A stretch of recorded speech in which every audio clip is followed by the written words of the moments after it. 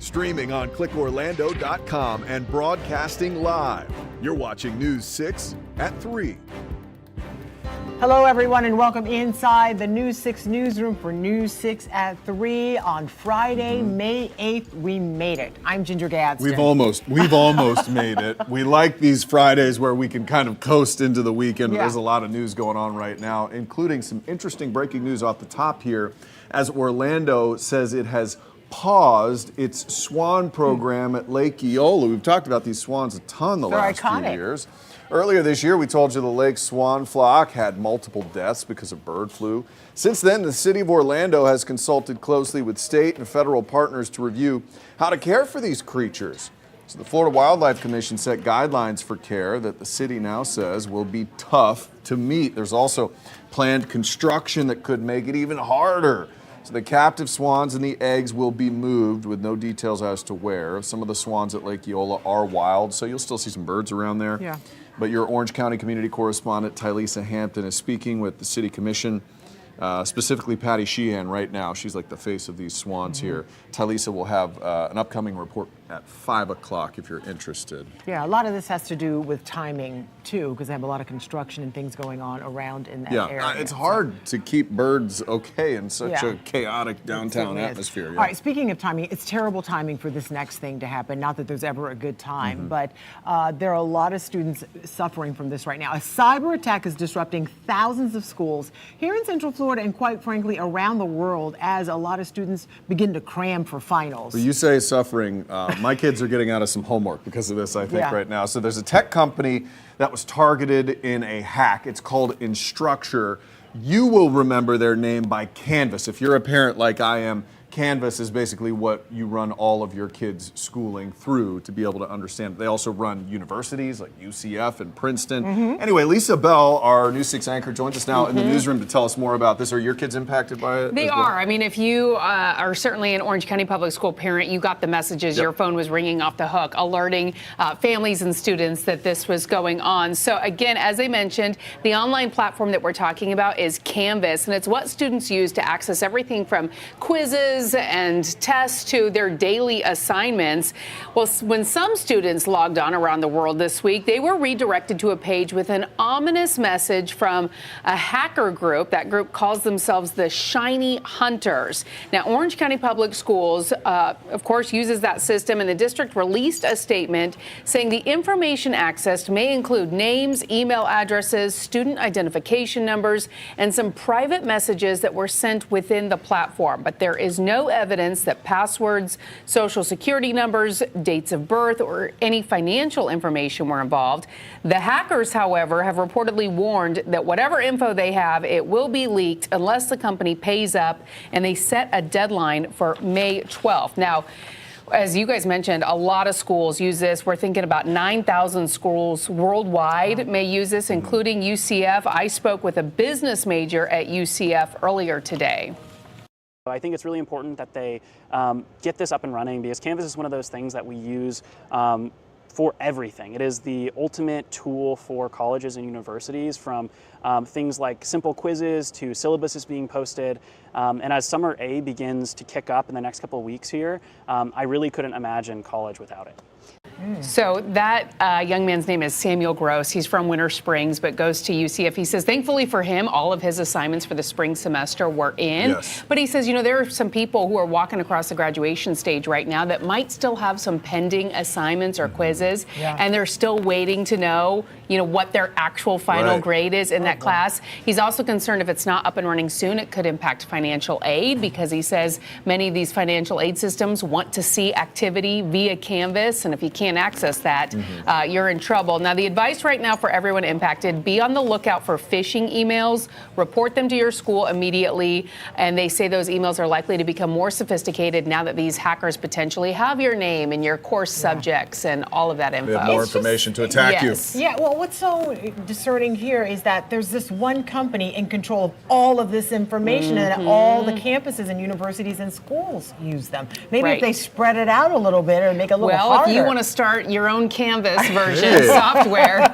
I'll invest. I Yeah, mean, there it you seems go. like there's an opportunity for Yeah, something but it's there. certainly a system that seems to have worked well for institutions for a long For time, years, and yeah. that's why they use it. So. All right. Okay, thank you, Yeah. Lisa. Thank you. Well, a Delta Airlines employee has died on the job at MCO. Yeah, this happened last night right outside the airline's gates in Terminal B. News 6's Mark Lehman is looking into this accident.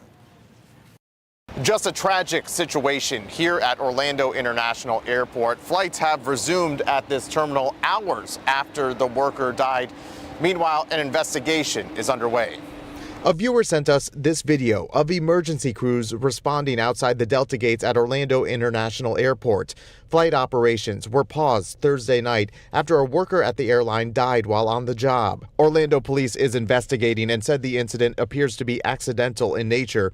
The medical examiner has also identified the employee as Daniel Maldonado. The airline releasing a statement saying in part, the Delta family is heartbroken at the loss of a team member while on the job at Orlando International Airport. We are focused on extending our full support to family and taking care of our Orlando team during this difficult time.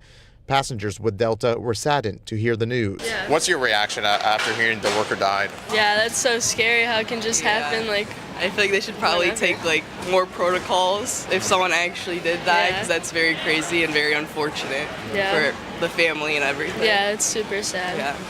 And as the investigation is happening, we're working to learn more about the Delta employee, what led up to all of this, and could it have been prevented? We'll post updates as we get them under this story on clickorlando.com.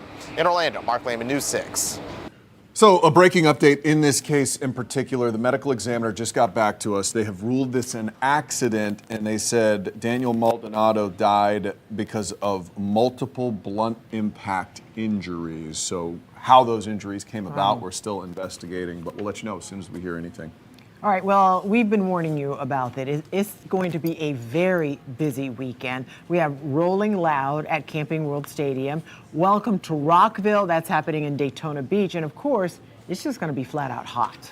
I got a big softball game this Nobody weekend. wants The to know about Altamont that. All-Stars are going down. Oh, that's this- right. I thought you were That's going to right. mention pickleball. No, pickleball's happening too. Let's bring in meteorologist Julie Broughton. We all have a ton of stuff going on this weekend. We would love some weather that would accommodate this. You know, it is going to be a dangerously hot weekend, I think. Now, yesterday we set new records in a lot of places, so the temperature actually won't be as high today or through the weekend, but the humidity is going up, and we all know that makes a big difference. Here's what it looks like for you right now in our downtown Orlando. Light Orlando delivering Hope Together camera, looking out toward Camping World Stadium, where Rolling Loud is happening, and we are sitting right around 90 degrees in Orlando right now. A lot of spots are near 90 degrees, 92 in Orlando right now. Look at that. If you're in the Villages, you're also at 92, 93 in Ocala right now. And we are watching the potential of some strong storms to continue to develop. Now, when we factor in the relative humidity, already in Ocala, it is feeling like 100. It feels like 98 if you're in the Villages. And so this is for tomorrow. Look at anywhere you see the area of red. That's where we're talking about a major heat risk. Oh, wow. That means if you're outside for a long time that you could be dealing with heat-related complications. Make sure you hydrate really well before you head out. Drink a lot of water while you're out, because this is going to be a real risk for us. And then as we head through the next few hours this afternoon, we are seeing some showers and storms developing, and some of those will likely become strong over the next couple hours. And you just have to be careful this weekend because a lot of people want to take maybe mom outside for Yes. brunch or something, or to the Picnic. park. Yeah. Yeah. Don't do it, maybe. Do it early. Yeah, early All or inside. Yes. Julie Thank Broughton, you, thank you so Julie. much for the update. We appreciate it. We have a knucklehead alert now. You ready for this one? Investigators are looking for a couple of kids who broke into a special needs classroom, That's awful. messed the place up, stole some food, did the whole thing. The good news is we have some pictures, so get a good look at this little fella right here. According to police, the school resource officer says 2 young men jumped the fence near the gym just after 1 in the morning on Tuesday. There was an unlocked door they were able to get into. They tampered with, rode, played with ESE bicycles and equipment. They stole lanyards and food, including some hot dogs and some ice cream from a classroom. So this is surveillance footage, obviously, of the 2 suspects. Orange City Police says anyone with information should give them a call. Let them know. I would imagine it's not going to be too long until these little guys are found. No, but what's going to make it easier is if you guys out there see this video and share it on all your social pages. That just gets it That's good going a advice, lot yeah. faster. Well, it's the end of an era for a longtime attraction at Islands of Adventure. Universal announced it's closing Lost Continent. It's going to be gone. It's part of a sweeping new update being made by Universal. It will close in phases over the coming months to make way. Poseidon's Fury? I didn't really. That's one of my favorites. Calm down, Matt. It's going to make way for a new themed land. Maybe you'll like what's coming. Mythos Restaurant will also be closing next year.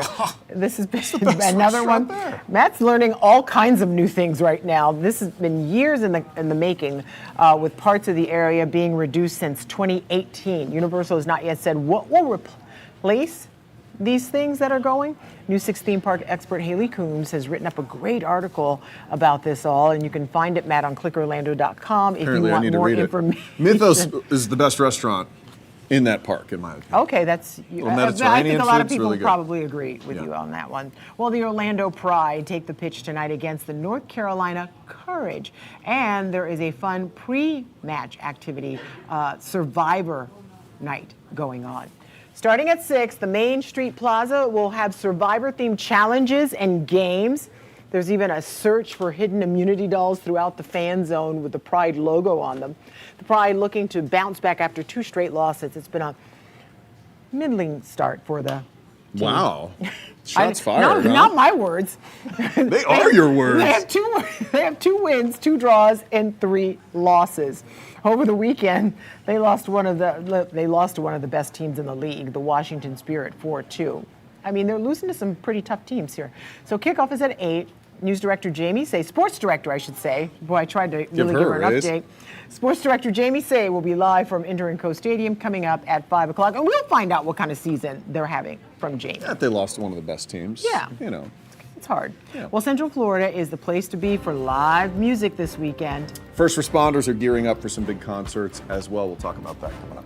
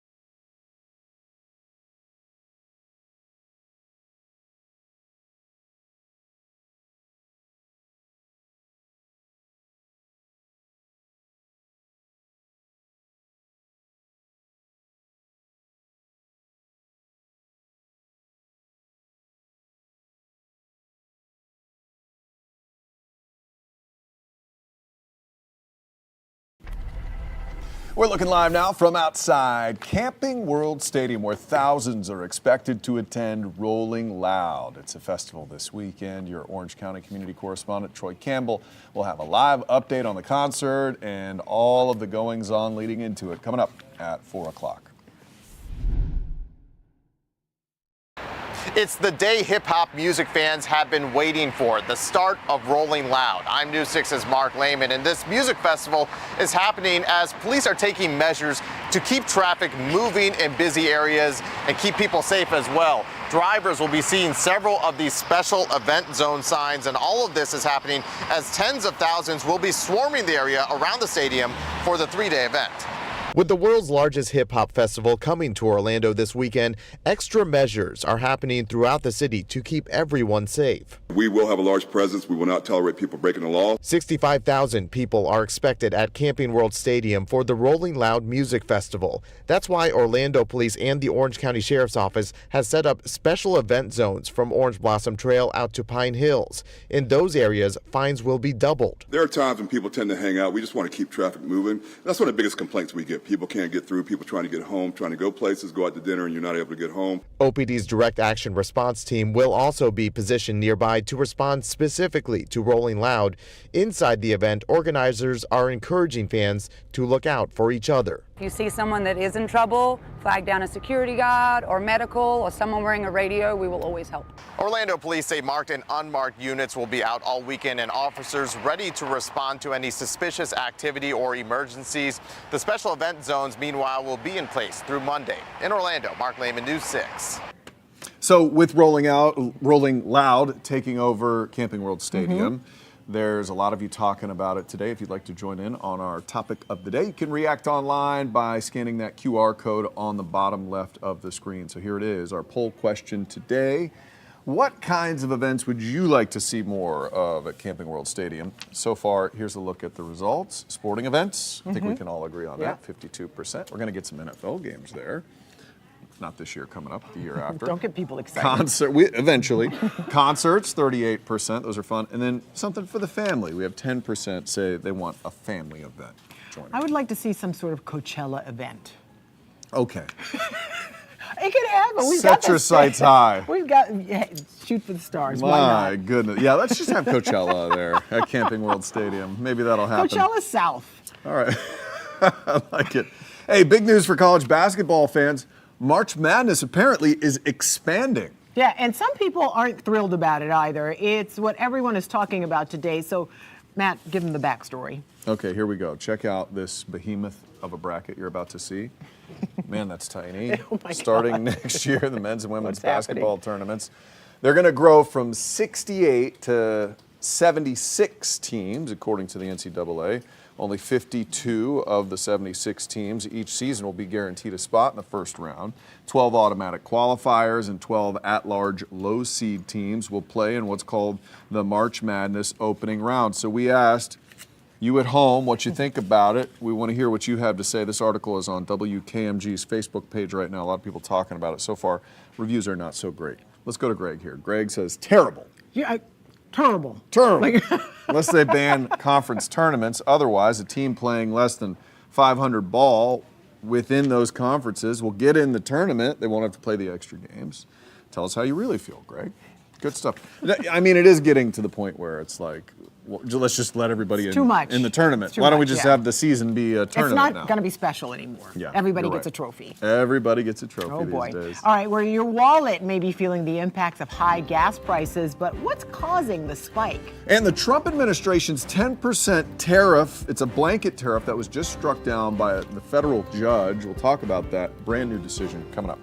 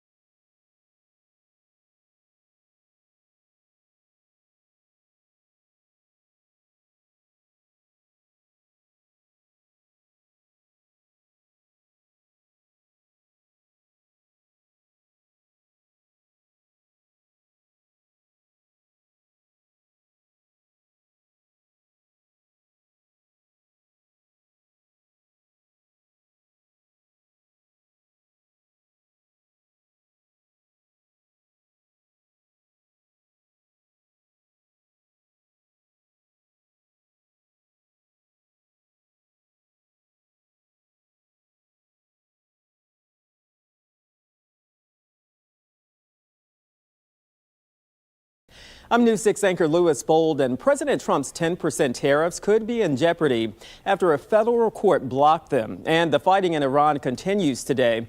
Let's get over to Maribel Aber in today's Money Matters. And Maribel, there are still thousands of ships sitting in the Strait of Hormuz. Louis, look, commodities trading may be volatile today, given that after the U.S. and Iran traded missile fire in the Persian Gulf. The Trump administration has paused efforts to secure safe passage for stranded oil tankers. It's estimated around 1,600 idle near the Strait of Hormuz, some more than 2 months. Now, normally, around 120 vessels a day move through the crossing, representing 20% of the global oil supply. This morning, barrel prices are hovering between $90 and $100. After spiking earlier this week, the national gas average ticked down a penny overnight to $4.55 for a gallon of unleaded. That's according to AAA. And Louis, around Orlando, they actually slid back 3 cents to $4.53. Listen, we'll take it where we can get it. And Maribel, the block of tariffs comes after the Supreme Court found some previous tariffs unlawful. Yep, a federal court has blocked the Trump administration's latest attempt at blanket tariffs. The White House said the new 10% levies were part of a trade law from 1974. So that shift came after the Supreme Court found earlier tariffs unlawful and then ordered billions in refunds. The court ruled that that 1974 law did not give the administration standing for the tariffs. Administration officials say, though, they'll continue to explore other options. All right, Maribel, thank you. And remember, for the latest money and consumer news anytime, you can head to our website, clickorlando.com.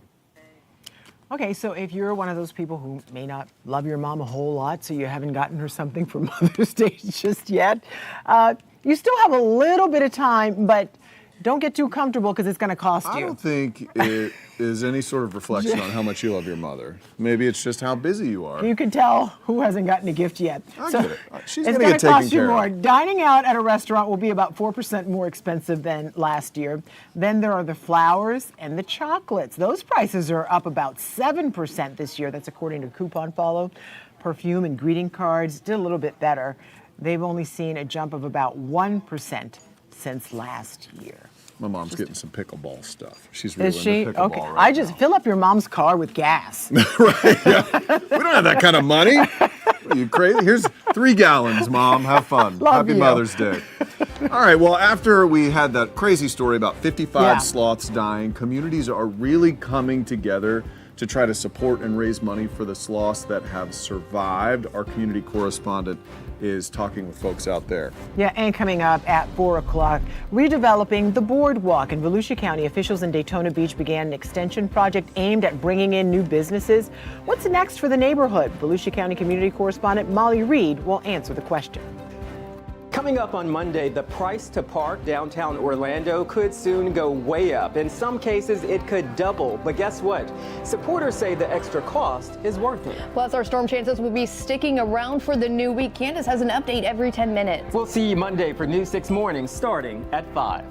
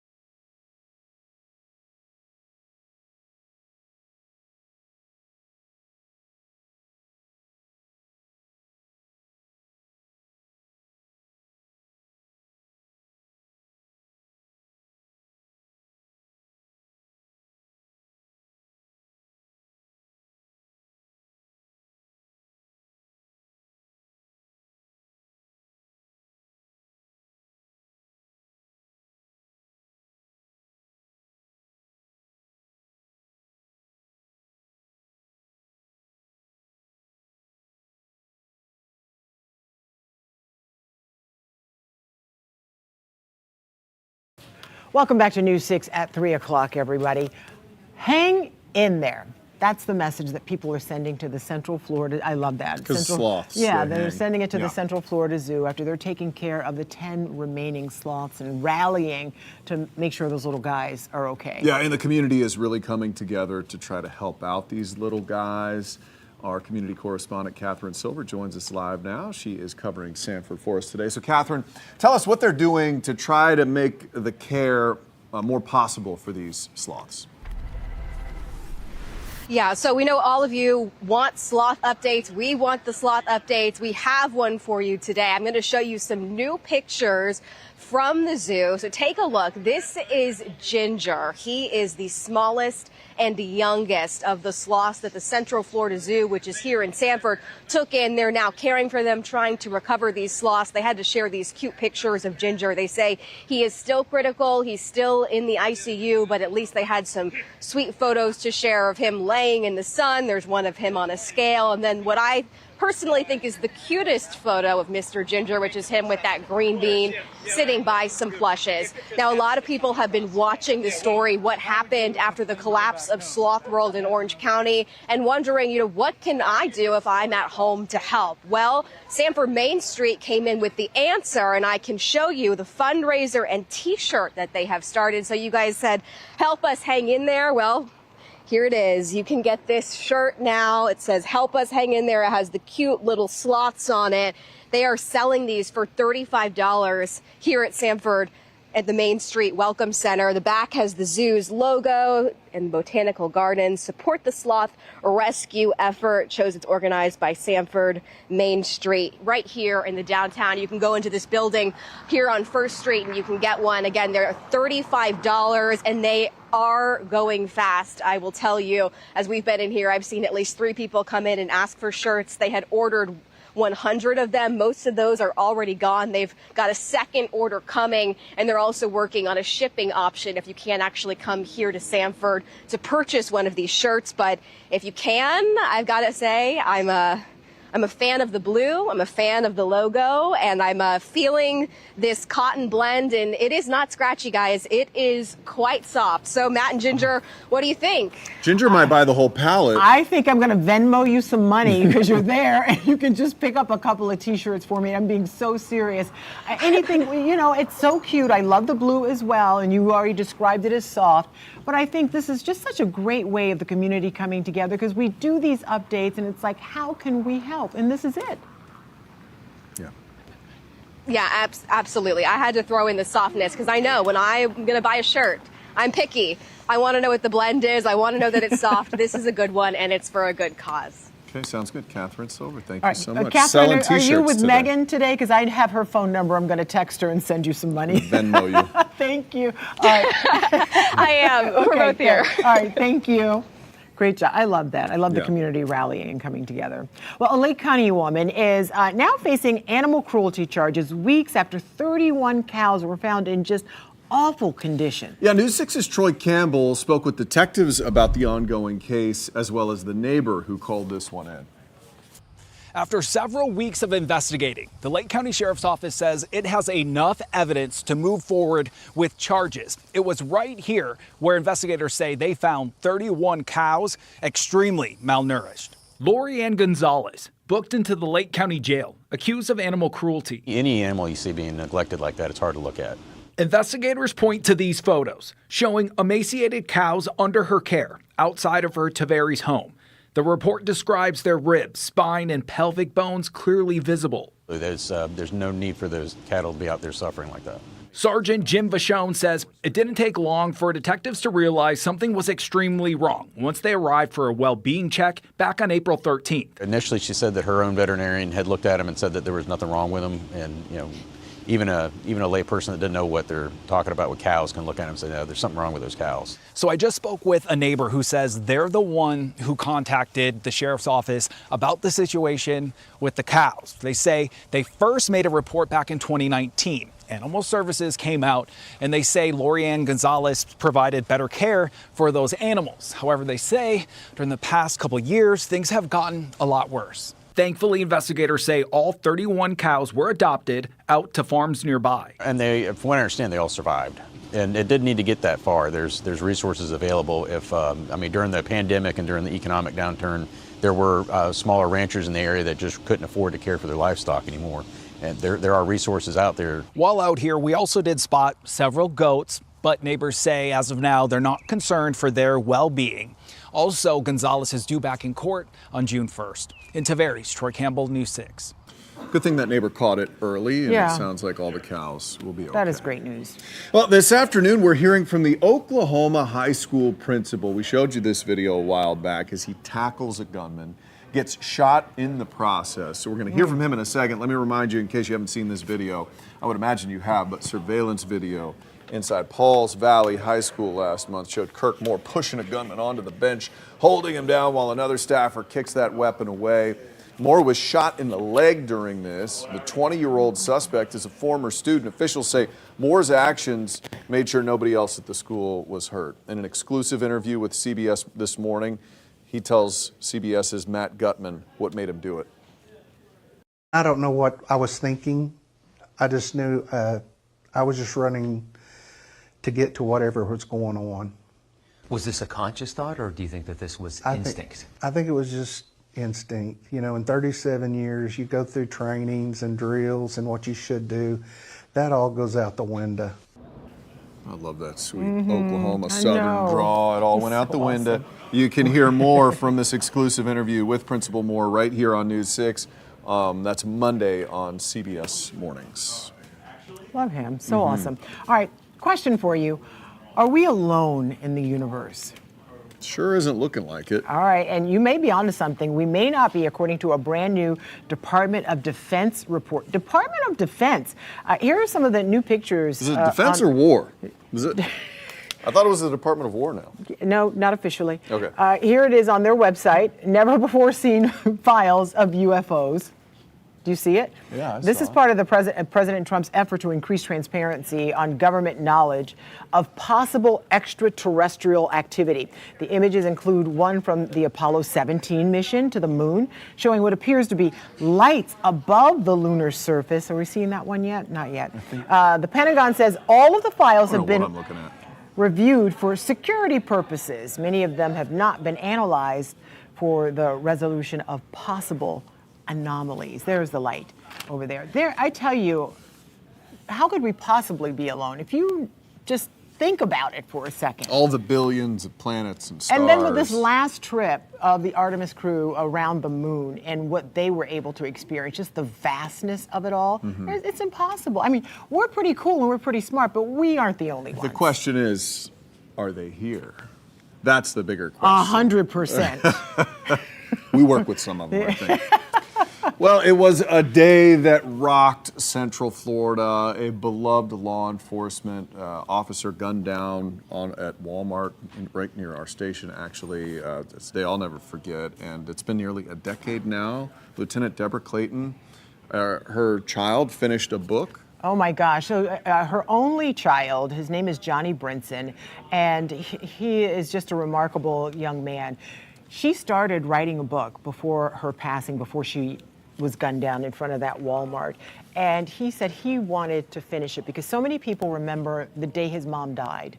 And he said that is just a very small part of her story because she died at 42, was killed at 42. She had such a rich life before then and did so many things and accomplished so many things. So he doesn't want people just to know about her tragic death. He wants everyone to know this is how she lived and how she became the person she would eventually become here in Central Florida, advocating for young people, advocating for a better relationship between the community and the police department there. And it was just something he said he had to finish for her. It's called Bridging the Gap, an Untold Story of Courage. It's an e-book. And he says she wanted it to be free to everyone when she was writing it and didn't get the chance to finish it. So for Mother's Day, he's releasing it. And then 2 days after, so Mother's Day, Monday, Tuesday. Yeah, he's releasing it. And just to hear the relationship he and his mom had, I'm like, what are some of the things you remember about her? And they would have long walks on the beach and talk about life and things in general. And he said this was just a fear of his from when he was a kid that she was going to be taken because she wore a badge. Exactly. And one of the questions I asked him, Matt, it was just, oh my gosh, I said, if you had a chance to ask your mom just one more question, what would it be? This was his answer. How did you work so hard and still make time for me? Like, and without me not feeling like I was missing out on love or time, you know? She was just always present, but she worked so much. Yeah, he is just admired the way how she was at home, present with him, but also gave so much of herself to the community as well. And now he is a dad. He has a 5-month-old. You get a whole new appreciation for your and parents he at says point. that some of the lessons that she taught him, he's going to be sure and teach his son, and he can't wait to share the fact that his grandma was a hero. I'm looking forward Definitely. to seeing the story coming up at 5 or 6. I think at 5 o'clock. Okay, 5 o'clock. I'll be watching that very closely. All right. Well, the Martin County Sheriff's Office has an animal abuse case that they say is just disgusting. It has to do with a little puppy getting into some cocaine. Then it gets even weirder. So let me tell you about it here. This all started after the neighbors heard the dog named Inga crying nearby. A man was allegedly holding Inga above his head, strangling the dog. Vets at the Humane Society say the puppy was suffering from a seizure caused by cocaine exposure. The guy told detectives the puppy may have eaten something bad in the woods. Ran out of the truck and I see a dog about 6.5 feet in the air and it's screaming for its life. And I said, "Hey, what are you doing to that dog?" And he freaked out and he didn't really know how to respond. He drops the dog. Okay, so some good news here. The puppy's alive. You can see it remains in Yeah. protective custody. The man was charged with animal cruelty, later released, but the situation is still under What an investigation. awful thing to do to that puppy. But thank goodness he looks pretty vibrant right there. Doing okay. All right. Well, school speeders being punished in Brevard County. Yeah, up next, where those drivers were caught and the ticket they'll have to pay soon. That's after the break. This portion of the news is sponsored by Bill Ray Nissan Longwood. We do it the right way.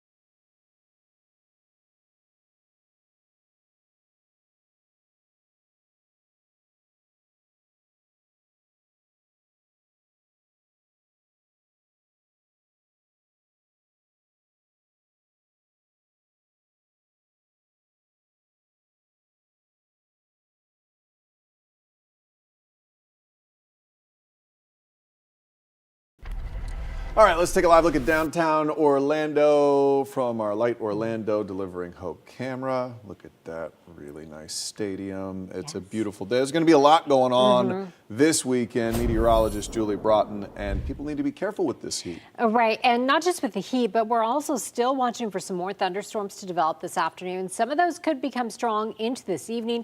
So we'll go ahead and start you out with a look at what's going on the radar. Now, looking really quiet out there right now, but once these storms really start popping, I think that they could intensify quickly as we take you in a little bit closer to our northern counties, up into areas like Putnam County. That's where you're seeing some of those showers tracking toward Crescent City. And the best chance of seeing some isolated strong to severe storms will be across our northern counties. Here's what it looks like for you right now out at Daytona Beach. Again, still an elevated threat of rip current, so if you are heading out that way, make sure you swim near a lifeguard if you're getting into the water. 86 degrees right now in Daytona Beach. A lot of spots, though, are in the 90s. 94 right now in the Villages. Ocala, you're at 93, 92 if you're in Orlando, and Kissimmee is sitting at 90, a little bit cooler for most spots along the coast. Now, it is a little more humid than it was yesterday, so that's why it feels like 100 right now in Ocala and 98 in the Villages, and that humidity will creep up a little bit as we head through the weekend. So all of those outdoor activities, all those music festivals, it will be feeling like the low 100s in a lot of spots this weekend. So we do have a major heat risk for the areas shaded in red. That means you need to drink a lot of water, take a lot of breaks if you're going to be outside, because you could be talking about being really vulnerable to any sort of heat-related illnesses. Now, here's how it looks as we take you through your next 7 days. We'll go to 94 for your high tomorrow, 93 on Sunday, which is, of course, Mother's Day. Rain chances around 30 to 40% this weekend. Then by Monday, we're watching another front that will come through. That brings our rain chances to 40%, and then we'll put cooler in air quotes as we head through the rest of the week. So the normal highs this time of year are in the upper 80s. So this will really kind of bring us down closer to normal, but even by this time next week, we'll be back around 90. 89 sounds way better than 94. It really does. It does. And of course, you can keep up with all of these changes and track what's happening in your area with our free News 6 weather app. Just search WKMG in your app store. Speeders, be warned. The grace period is about to be over for drivers caught speeding through school zones in Titusville. I'm News 6's Amy Russo. The city is the latest to install cameras to catch violators, and police tell me they're already making a difference. Initial speed studies showing a staggering reality in Titusville.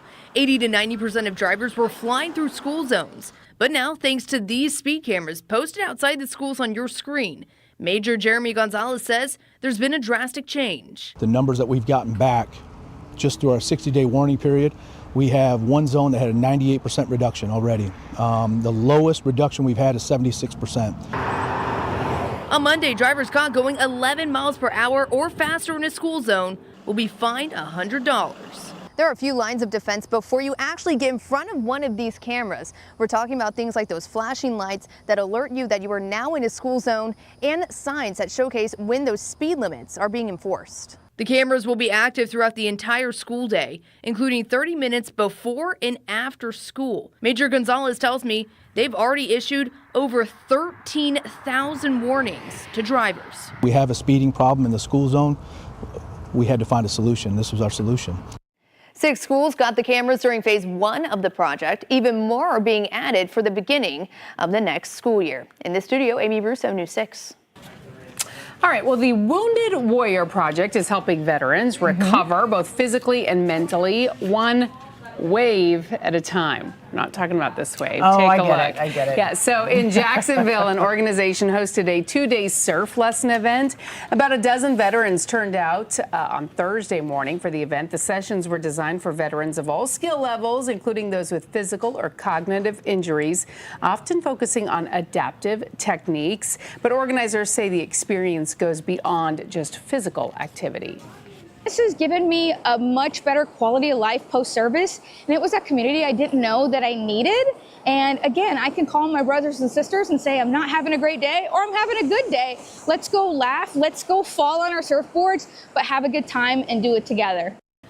It's all about Wow. having that sense of community. And who doesn't love a day at the beach, right? Yeah. The Wounded Warriors Project was founded in 2003, and their goal is to support veterans and active duty service members dealing with mental health challenges and the difficulties of separating from military service. I mean, even a bad day at the beach is a good day at the beach. Correct. Right? Look at that Yes.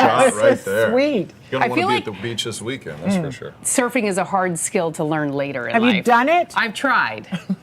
You got to go with the longer board. Is you that can't go. so? Yeah, Yeah. it makes it way easier. Like a 40-foot board. I basically. That's a sailboat. I use a canoe when I surf. Yeah.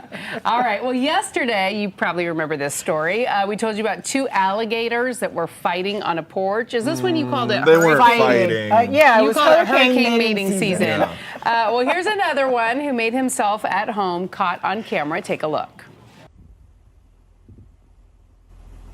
This is our current situation in front of our house.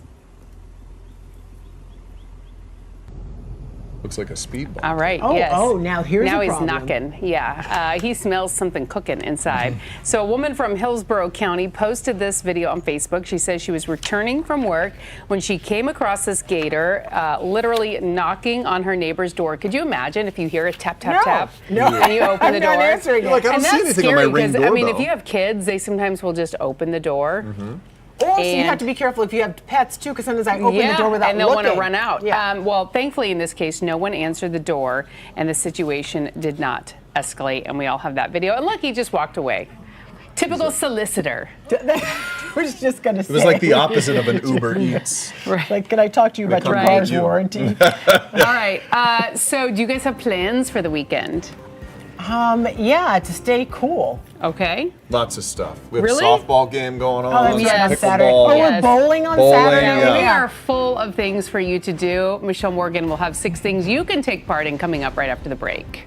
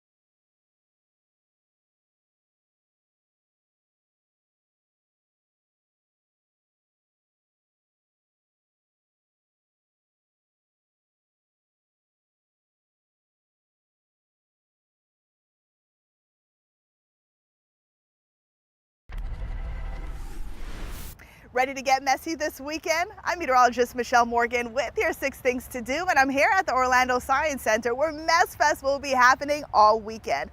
Think sloppy science and making a whole lot of mess that you don't have to clean up. I spoke with Zachary, the science programming specialist, about what you can expect.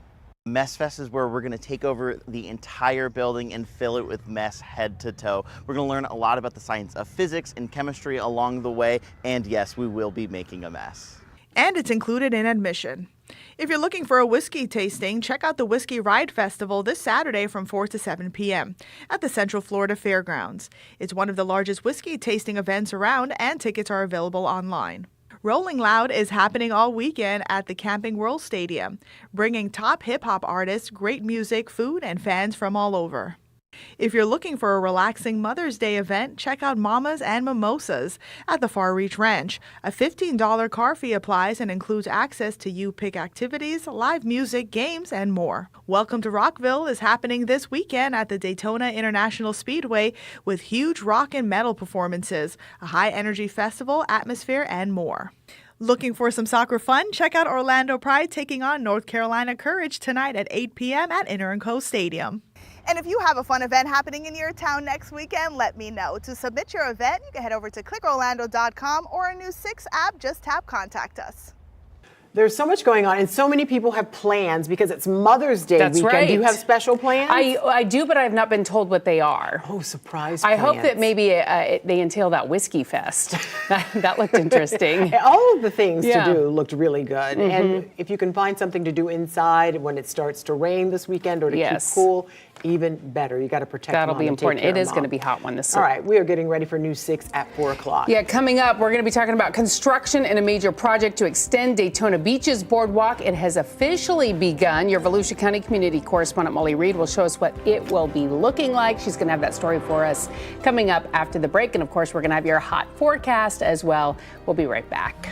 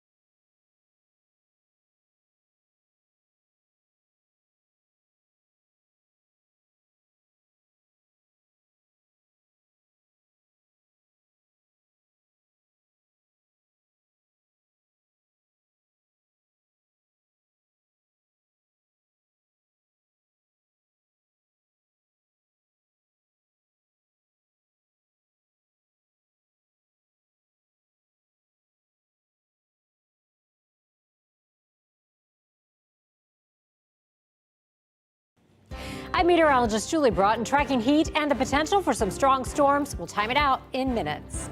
We're following some breaking news. I'm News 6 anchor Matt Austin, live in the studio with why the city of Orlando is putting a pause on its Swan program. The world's largest hip-hop music festival is getting underway. We're live in downtown Orlando with the crowds and the message from law enforcement next. A worker dies while on the job at Orlando International Airport. I'm News 6's Mark Lehman. Coming up, what we're learning about the victim and the investigation. Streaming on clickorlando.com and broadcasting live. You're watching News 6 at 4.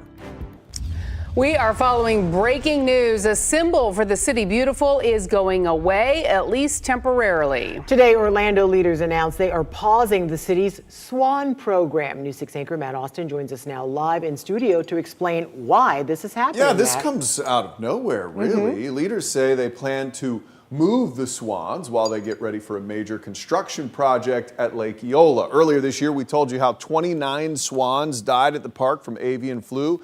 Since then, city leaders say they worked with state and federal leaders, including the Florida Fish and Wildlife Conservation Commission. They wanted them to review all requirements for the care and management of the city's captive swans. FWC set strict guidelines. Leaders say it soon became clear they won't be able to meet those requirements with an active urban park, especially as they get ready for construction in the area too. That's why they're putting the Swan program on pause. Captive swans will be removed. The leaders say you may still see some wild swans around Lake Eola. Wouldn't be a shock to see them. Of course, they can fly in whenever they want. City Commissioner Patty Sheehan has played a very active role in the swans. Your Orange County community correspondent Tylisa Hampton is speaking with her. She'll have an update coming up on News 6 at 5. So it sounds like things are getting a bit complicated down there. And you just can't imagine, though, visiting Lake Eola and not seeing a lot of swans. Yeah, and the swan boats do not count. They don't take the place of the real thing. No, those will be down there. All right. Thank you, Matt. Well, we are tracking the potential of storms this afternoon. And it is setting up to be a hot few days. Meteorologist Julie Broughton joins us now with what we can expect. Julie? The heat is still with us as we move into our Mother's Day weekend, and we are going to continue to see the radar popping some more storms as we head through the next couple of hours. Here's what it looks like as we scan out right now. We can see some showers starting to develop across our northern counties, and we are seeing some strong storms in areas like Alachua County off to our north. Here's how it looks as we go in a little bit closer. So in Putnam County near Pomona Park, down toward Fort Gates, seeing some of those stronger storms. These are traveling off toward the east, and this is thanks to a front that is dropping into North Florida. That's providing enough of a moisture surge as well as instability that really, I think once we get things going, we are looking at the potential of some strong storms over the next couple of hours. In fact, the Storm Prediction Center does have this area shaded in green at a level 1, so a marginal risk of some of those stronger storms as we head through the next couple of hours. Here's what it looks like for you right now as we take a live look outside in Daytona Beach. And wow, you just saw the camera swinging live on TV, looking off towards some clouds and some showers in our northern counties. Right now in Daytona Beach, we are sitting at 85 degrees. Again, the clouds are building. Winds are coming in out of the east. Look at this. You're seeing 93 in Orlando, 91 in Ocala, 92 in Leesburg. Now, as we enter the weekend, temperatures at times will be feeling like the low 100s. We'll talk more about that and our heat risk coming up in just a few minutes. All right, Julie, thank you. 2 big concerts are taking over Central Florida. Welcome to Rockville is set to bring in more than 200,000 fans at Daytona International Speedway in Daytona Beach, and Rolling Loud is at Camping World Stadium in downtown Orlando. Both events run through Sunday. Your Orange County community correspondent Troy Campbell is at Rolling Loud. The Hip Hop Festival started just a few hours ago. So Troy, how's it looking out there? Well, I'll say it's definitely warm, but yeah, people are definitely starting to fill in. Traffic's backing up for blocks. People are paying a hefty amount to park in this area. But yeah, that 3-day festival kicking off now today. And of course, it's expected to bring in about 65,000 people. It's running through Sunday. Tickets also, they're not cheap either. I took a look. Only general admission is available for tonight, and that's going to run you more than $500. And then another ticket for this weekend, $800. for just the single day pass, and this is a 3-day festival. Orlando police also say since this is the first year of Rolling Loud in Orlando, this will be their first time experiencing the crowds that this specific festival brings out. So in response, the city has activated a special event zone from the 408 to Paramore around Camping World Stadium. This means all fines will double in the area. Now, the police chief says the big concern is people hanging out and gathering in all those parking areas around the venue. We spoke with some people as they made their way into the festival who say they're looking forward to a good, safe time. Take a listen. What was your reaction when you found out Rolling Loud was going to actually be in the city where you live this year? I mean, I was surprised low-key, but, you know, I'm here, so we vibing with them. What makes Rolling Loud extra cool? Is it just because of the list, the lineup, or? It's the lineup, the environment, man. You never be around 100,000 people and everybody just having a good time and no issues. This is one of them type of events. You come out here and have a good time with 100,000 people, everybody looking out for each other and having a vibe. It's a vibe, right? It's a vibe, ain't it? Look at that, man. That's it. See, he keeps it positive. I'm sure the police like to hear that too. I know that we did speak to the people at Rolling Loud who said that they also encourage that if you see something, you know, be there for your fellow concert goer, you know, whether alert or maybe just get them some water if they need that. Because of course the weather, it's also going to be a hot one. We could also have some storms here this evening, might have some people running for cover. Might include us a little later, so we'll be out here. We'll continue to check in with you from outside Camping World Stadium. Live near downtown Orlando, Troy Campbell, News 6. Yeah, Troy, it's going to be really important for you to check in on Vibe Guy a little bit later on because it's really hot out there. Have you noticed people prepared for the hot weather? Because you got to have the water walking around with you because they're out there hours before anything even starts. Right, like the water right here, right? You have a... Right, Ginger, not to call you out, but you are live. We're talking about what people are doing to stay, you know, it's warm. You come up, I can already see it, so you make sure you have the cold water. Yes. Refreshed and hydrated. Yeah, we're from London, so we're not used to this heat. Wait, did you come just for this? Yes. Then you're not used to the sun either. We're not, but we're doing our best, hence the water. Yeah, what else other than the water? Maybe a little electrolyte, a little hat moment, something like that. Best of luck to you. I'll let you go on your way. Have fun. And I think I'm going to go get some cold water as well. Back to you guys. You do that, and you're going to end up on somebody's TikTok behind you. All right, Troy Campbell reporting live for us. Thank you, Troy. The medical examiner says a worker's death at Orlando International Airport was accidental. They just shared that update, saying the man had multiple blunt impact injuries.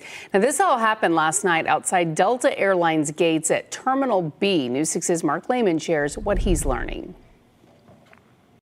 Just a tragic situation here at Orlando International Airport. Flights have resumed at this terminal hours after the worker died. Meanwhile, an investigation is underway. A viewer sent us this video of emergency crews responding outside the Delta gates at Orlando International Airport. Flight operations were paused Thursday night after a worker at the airline died while on the job. Orlando police is investigating and said the incident appears to be accidental in nature.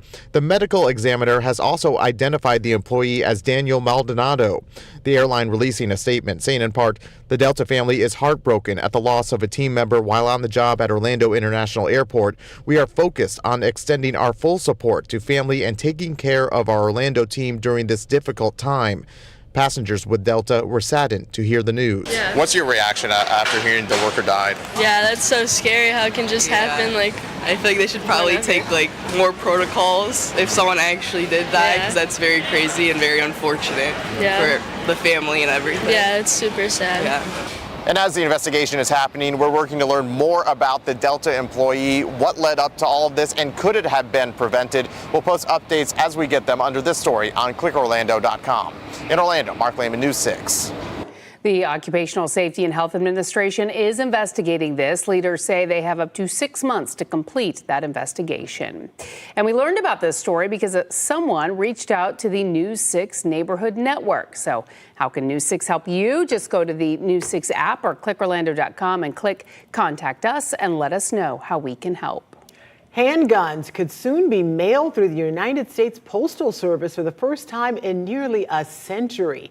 The USPS is considering a rule change that would allow people to ship concealable firearms like pistols and revolvers under strict packaging requirements.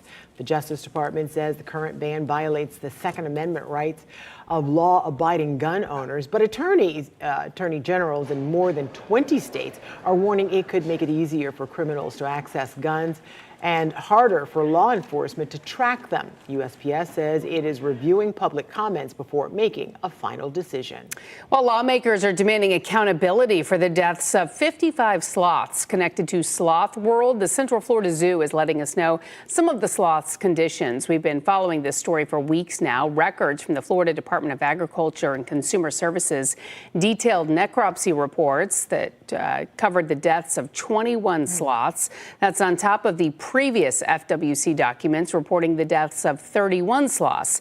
Late last month, the Central Florida Zoo obtained 13 sloths from the failed Sloth World attraction, 3 of which have since died. The zoo says it has received so many questions about the smallest and youngest sloth named Mr. Ginger. They say he is still in critical condition and intensive care. These are some of the cute photos the zoo shared with us. Officials say they thank Central Florida and beyond for all the support. And coming up at 5, News 6's Catherine Silver is in Sanford to show you the community effort to care for the sloths taken in from Sloth World. Well, now to a dangerous intersection that has seen hundreds of wrecks. We'll show you where it is and the safety fixes coming up. I'm Molly Reed in Daytona Beach, where we are going to be showing you a major project to extend the city's iconic boardwalk, what it will look like coming up. This portion of the news is sponsored by True Deals Realty.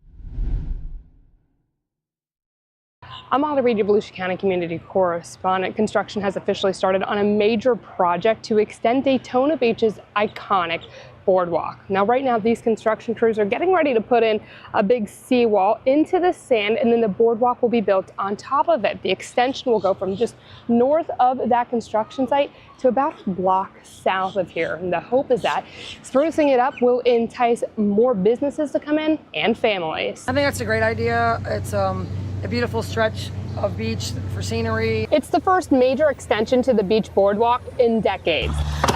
The actual boardwalk portion is still being designed, but the base is being laid down to prep. I think that would give a little more space and more people would be attracted to come down. Now, the total cost will be determined once it's officially designed. The city will be using CRA funds and is hoping to get some grant money. I'm totally against going that way. You got to make the one you got already work. Some business owners already here feel the money should also be spent sprucing up the existing boardwalk and properties along it. I'd like the city taking to build next door to us fun centers for the families that do come down here. They'd like to see this part of the boardwalk returning to what they call the glory days, with more attractions and adding more to the pier. I mean, it's the boardwalk. It's a torn up piece of property. It's embarrassing.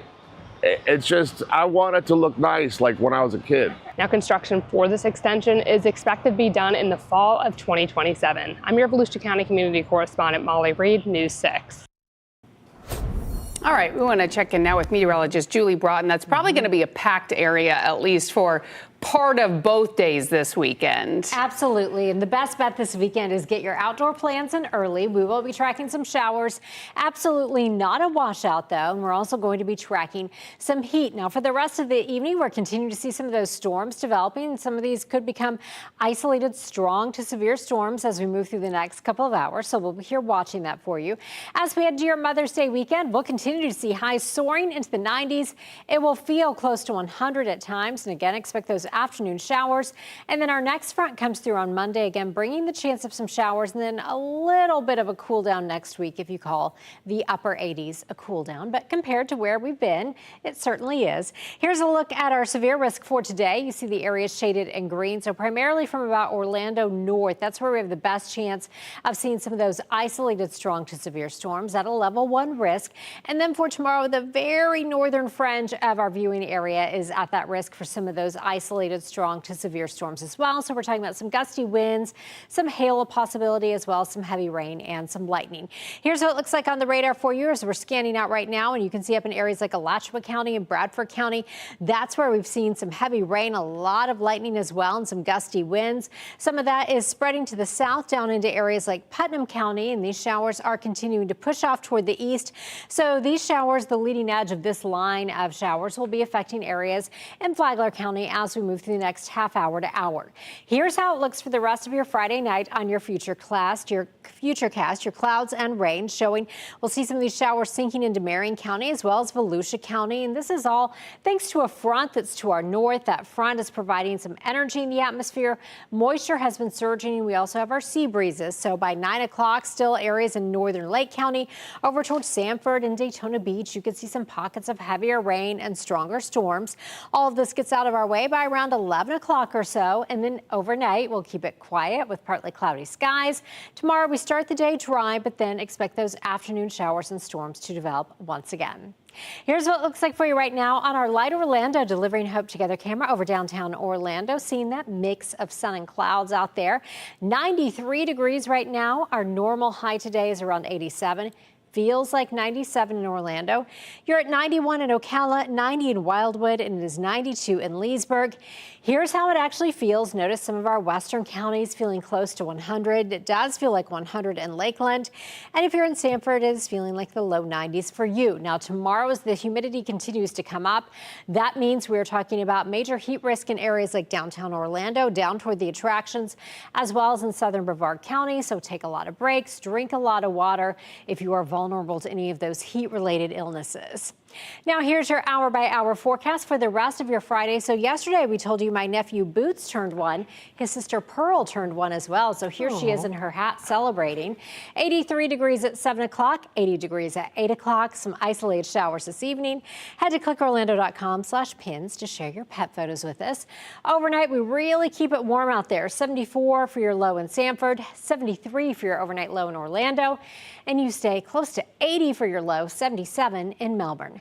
7-day forecast taking you through your Mother's Day weekend. 94 tomorrow, 93 on Mother's Day with those afternoon showers and storms. And then next week, highs will be in the upper 80s and low 90s. All right, Julie, thank you. A cyber attack is disrupting thousands of schools across the country and right here in Central Florida. From major universities to local schools, what you need to watch out for, that's next. A live look now over downtown Orlando. It's a busy weekend. This is from our Light Orlando Delivering Hope camera. You're watching News 6. We'll be right back.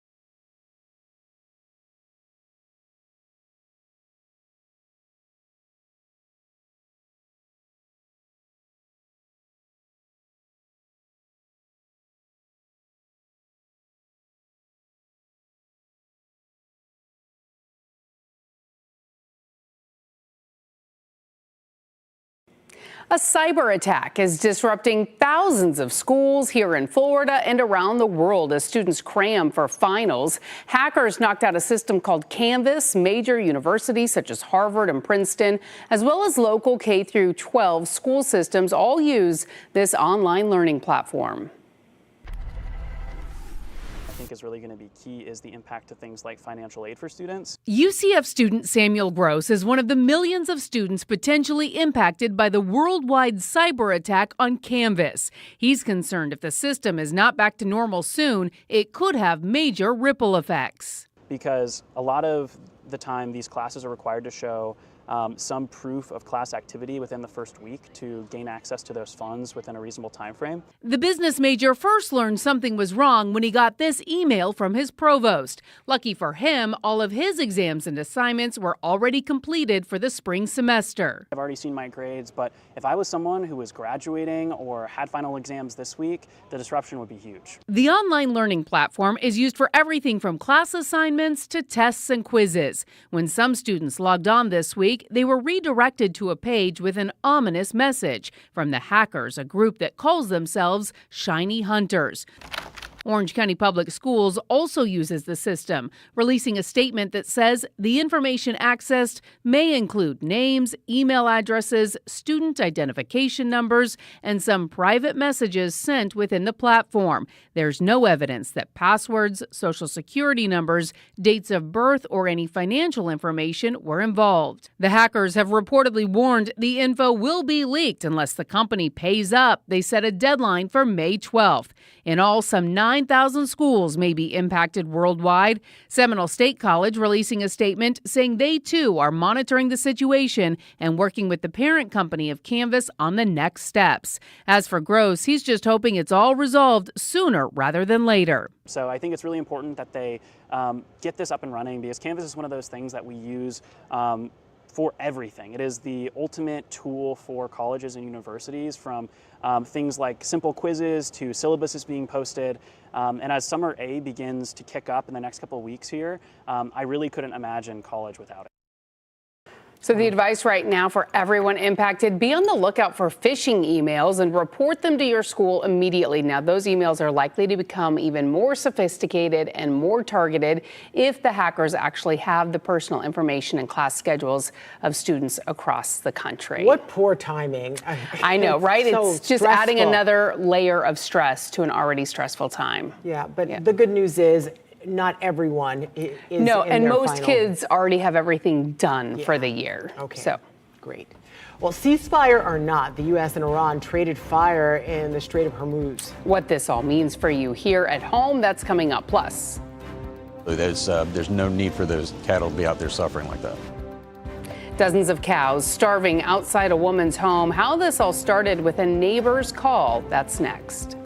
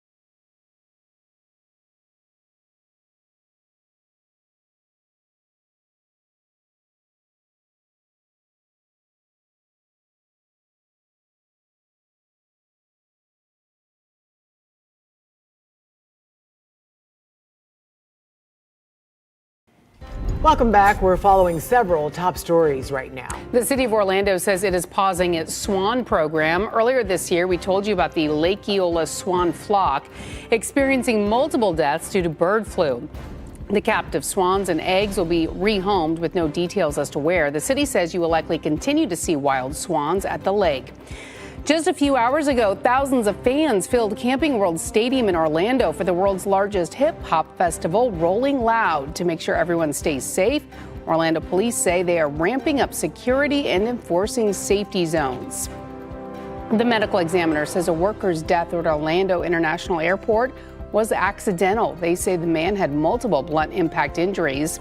It happened last night outside Delta Airlines gates at Terminal B.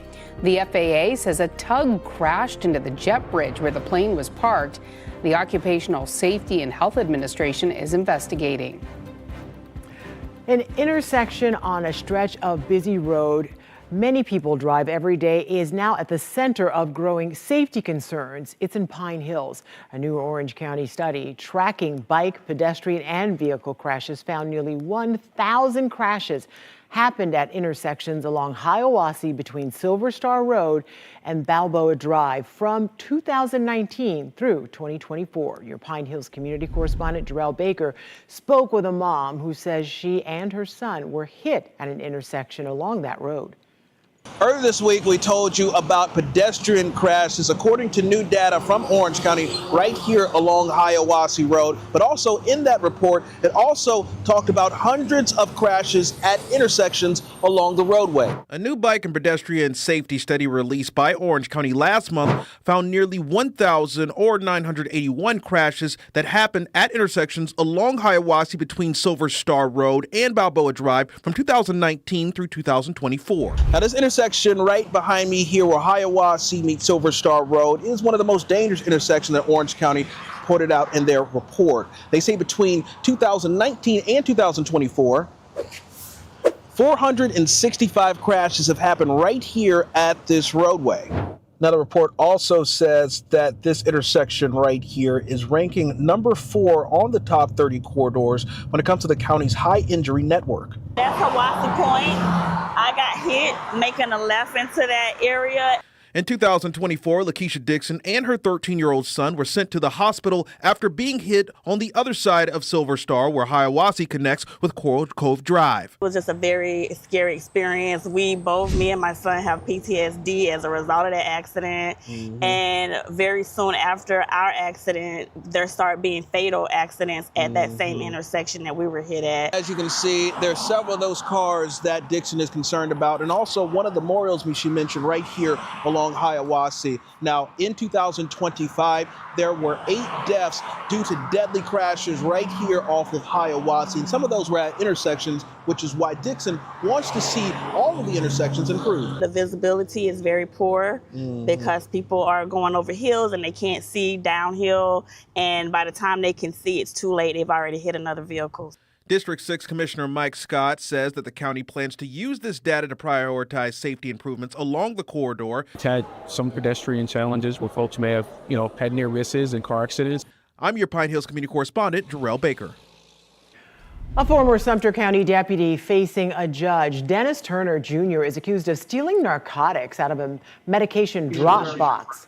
A supervisor believed one of the drop boxes used for people to safely drop off unused medications was being tampered with. The sheriff's office says a hidden camera then caught Turner, who had a key, open the box and remove the narcotics. He now faces several charges, including grand theft of a controlled substance and burglary. His bond is $9,300. Tensions remain high in the Strait of Hormuz. The U.S. and Iran are exchanging fire, and negotiations to end the fight are on hold. Olivia Rinaldi has the latest details from the White House. Iranian state TV on Friday reports more explosions in the Strait of Hormuz, saying that American and Iranian forces have been involved in, quote, a limited exchange of fire. This follows an hours-long battle Thursday when Iran fired at 3 U.S. Navy destroyers moving through the strait. The U.S. says it responded, taking out the missiles and their launchers, and sinking fast attack boats. If you fire a drone or a missile at our destroyer, what are we supposed to do? Let it hit it? Despite the fighting, both sides say a temporary ceasefire remains in place for now. As long as both sides are willing to continue to call it a ceasefire, I guess we'll continue to call it a ceasefire. But critics blame the president for starting the fight in the first place. The administration took us into this war without a strategic goal, without a plan, without a timeline, without a way to get out of it. The Trump administration is still waiting for an Iranian response to a White House proposal for a deal to end the war. We're expecting a response from them. We'll see what the response entails. The hope is it's something that it can put us into a serious process of negotiation. Iran says the U.S. needs to end its naval blockade. The only viable solution in the Strait of Hormuz is a permanent end to the war, the lifting of maritime blockade, and the restoration of normal passage. Friday, the U.S. Navy disabled 2 more Iranian tankers that the military says was trying to run its blockade. CENTCOM says an F-18 fired into the smokestacks of the ships, disabling them and keeping them from entering Iran. More than 50 ships have been stopped from entering or leaving Iran as a part of the blockade. And Olivia joins us now from Washington, D.C. First, are there any updates to this? Has the U.S. received a response from the Iranians on the latest peace proposal? Well, Lisa, it's good to be with you. We do not have any response as of yet from the Iranians. Vice President J.D. Vance was meeting with the Prime Minister of Qatar today here in Washington. He's been acting as a mediator behind the scenes between the U.S. and Iran, but still no word on whether they have delivered their response to the latest White House deal. Olivia, meantime, President Trump has announced another ceasefire today. What exactly does that mean? What can you tell us about that?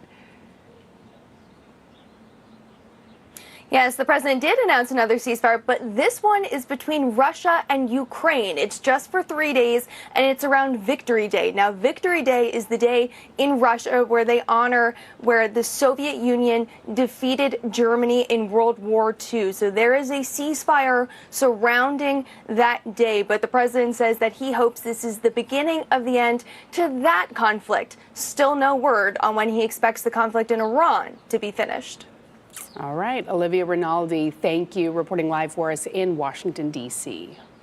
Investigators say a woman left dozens of cows starving in Lake County. Thankfully, all 31 of those cows survived, and now they all have new homes. News 6's Troy Campbell is outside the new home near Tavares. He's speaking to detectives and the neighbor who reported the condition of the cows. After several weeks of investigating, the Lake County Sheriff's Office says it has enough evidence to move forward with charges. It was right here where investigators say they found 31 cows extremely malnourished. Lori Ann Gonzalez booked into the Lake County Jail, accused of animal cruelty. Any animal you see being neglected like that, it's hard to look at. Investigators point to these photos showing emaciated cows under her care outside of her Tavares home. The report describes their ribs, spine, and pelvic bones clearly visible. There's no need for those cattle to be out there suffering like that. Sergeant Jim Vachon says it didn't take long for detectives to realize something was extremely wrong once they arrived for a well-being check back on April 13th. Initially, she said that her own veterinarian had looked at them and said that there was nothing wrong with them, and even a lay person that didn't know what they're talking about with cows can look at them and say, no, there's something wrong with those cows. So I just spoke with a neighbor who says they're the one who contacted the sheriff's office about the situation with the cows. They say they first made a report back in 2019. Animal Services came out and they say Lori Ann Gonzalez provided better care for those animals. However, they say during the past couple years, things have gotten a lot worse. Thankfully, investigators say all 31 cows were adopted out to farms nearby. And from what I understand, they all survived. And it didn't need to get that far. There's resources available. During the pandemic and during the economic downturn, there were smaller ranchers in the area that just couldn't afford to care for their livestock anymore. And there are resources out there. While out here, we also did spot several goats, but neighbors say as of now, they're not concerned for their well-being. Also, Gonzalez is due back in court on June 1st. In Tavares, Troy Campbell, News 6. The city of Palm Bay is one step closer to becoming the latest Central Florida city to stop new medical marijuana dispensaries from opening up. Last night, council members passed the first of 2 votes for the measure. Right now, the shops are allowed in any place where a standard pharmacy is allowed to operate. But under the new ordinance, there would be an all-out ban on any new shops opening up. Existing dispensaries would be allowed to stay. Supporters say it's in the best interest of public health and safety to not have too many of the stores. The council still has to pass it on a second reading before the measure can be enforced. All right, do you have an older car and want an antique plate? The age rule may surprise you. And you can only use the antique license plate for a certain type of driving. Trooper Steve explains coming up. Everybody just remembers the tragic day. They don't really know the story. A young man lost his mom nearly a decade ago in one of Orlando's most painful moments. Coming up, he finished a project she started and wants people to remember how she lived, not how she died. Strong storms across North Florida are starting to move into Flagler County. We'll time out the rest of your evening and your Mother's Day weekend coming up. And before we head to break, there's so much more to watch on News 6 Plus. Get caught up on Central Florida's news and weather at a time that works for you, 9 o'clock every night. Or go on patrol with Trooper Steve. Get clear on Florida politics from Politically Motivated and celebrate the best of Central Florida with Are We There Yet? With the News 6 Insiders. You can watch it all now. Just get the News 6 app loaded on your smart TV. You can download our streaming app for free. Search WKMG in your smart TV's app store. It's also available on Roku, Apple TV, and Fire TV. This portion of the news is sponsored by Original Mattress Factory.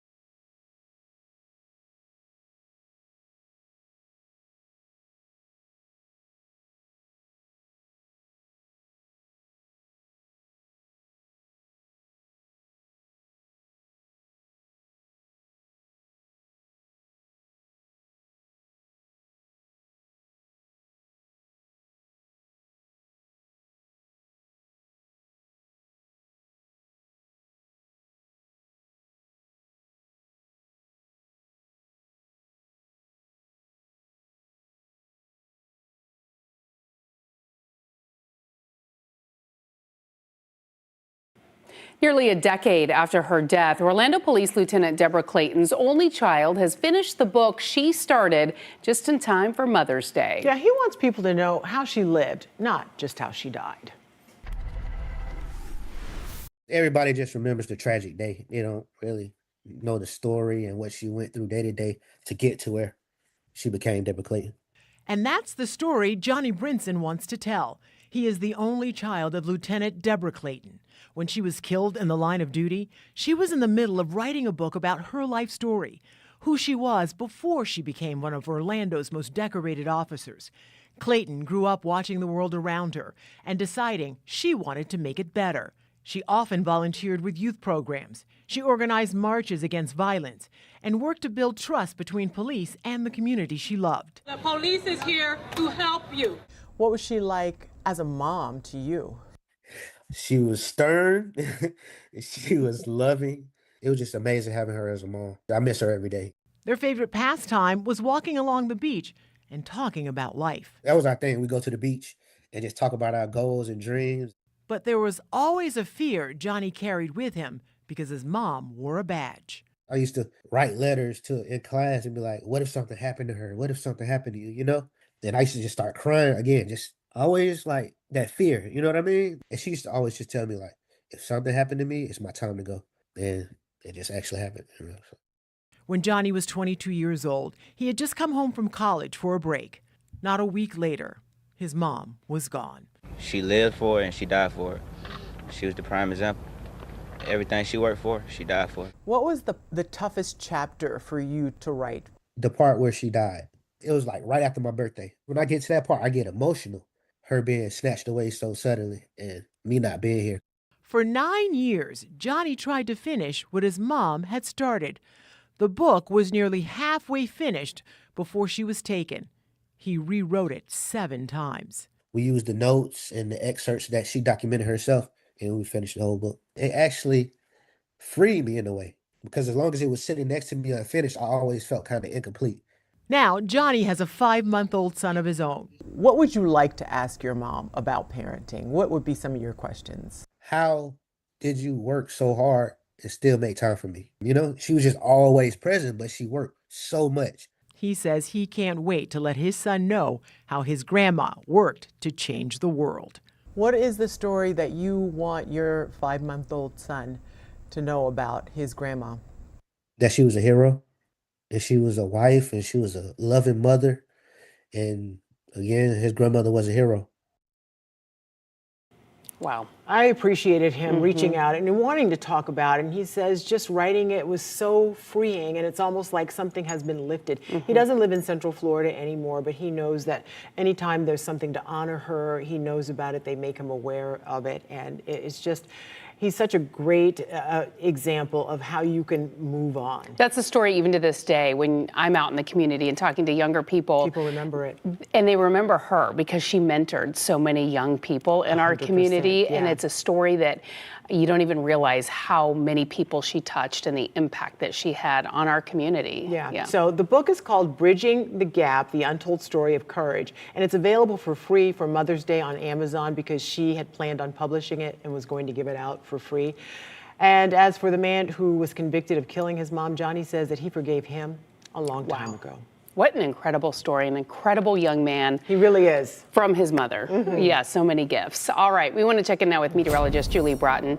Ginger's just mentioned it. It's Mother's Day weekend. Yes. So happy early Mother's Day to you. How are things looking outside? We see some activity on the radar right now. Well, happy early Mother's Day to you as well, Lisa. We are looking at some storms this weekend and some heat. So if you have those outdoor plans, make sure you get them in early. Not a washout by any stretch, but again, it will heat up real quickly both Saturday and Sunday this weekend. Now you'll notice this cluster of strong thunderstorms to our north, and we have several special weather statements in place.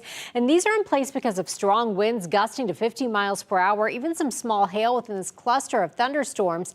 And as we go in a little bit closer, some of this now beginning to move into areas like Flagler County. So you see just to the north of Crescent City, some of this tracking over toward areas like Murdoch Island. It begins stretching over to Palm Coast in the next 15 to 20 minutes or so, I think. And we are talking about about gusty winds, heavy rain, some lightning within these storms as well.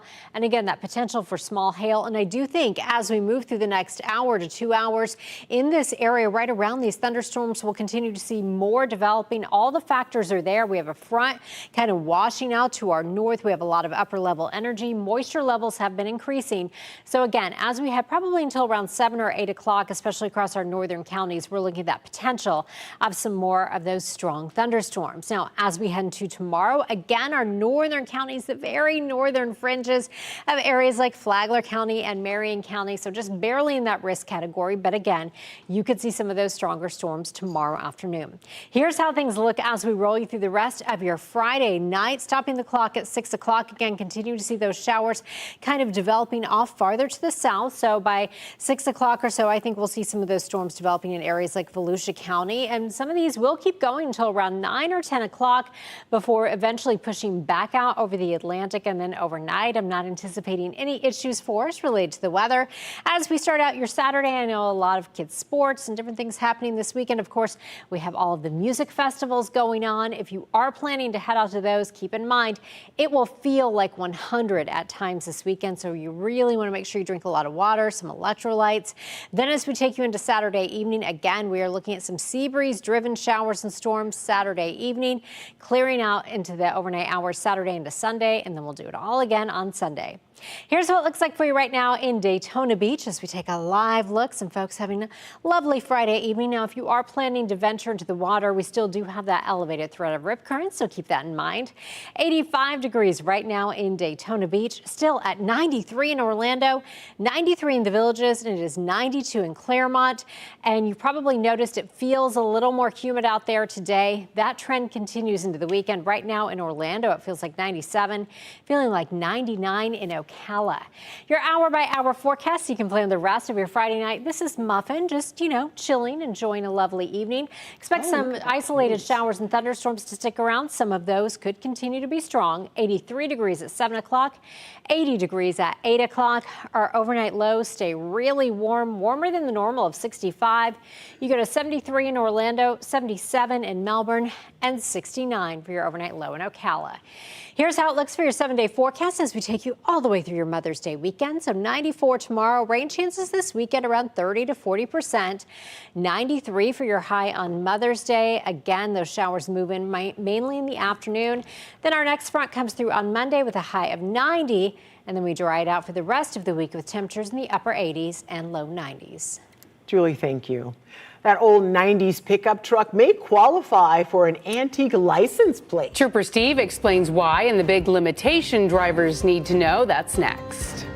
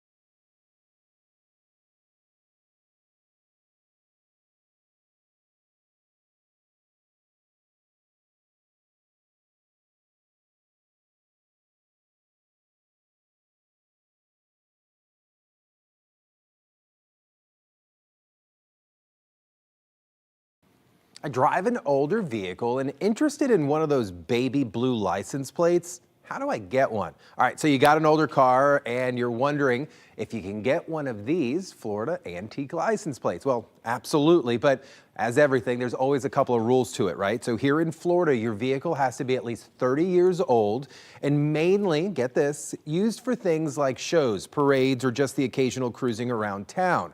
So yes, that old pickup truck from the 90s officially counts as an antique now. Now, I know some of us just took an emotional damage hearing that. Getting the plate is pretty easy. Just head over to your local tax collector's office and request the registration. But remember, these plates are meant for hobby-style use, not necessarily daily commuting. Still, though, there's something pretty cool about seeing a classic car still rolling down a Florida roadway. If you've got a traffic safety question you want me to answer it, head on over to clickorlando.com/AskTrooperSteve.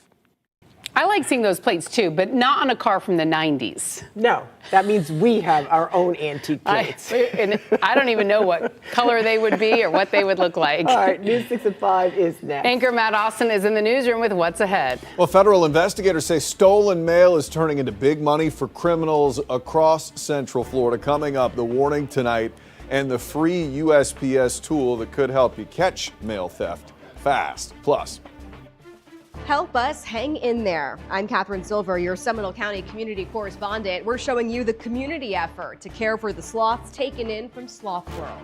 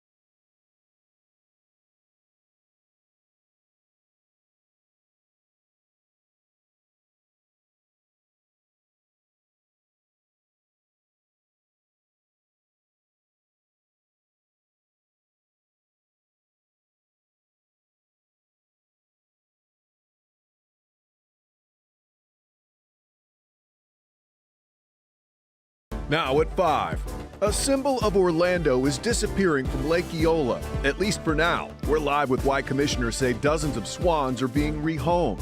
Sanford is a community that comes together. We help our businesses and we help our zoo. Now that same community spirit is being tested as a critically ill baby sloth fights for its life and supporters rush to help. How you can join the effort. And the largest hip-hop festival in the world now officially underway. What you need to know now that Rolling Loud is in town.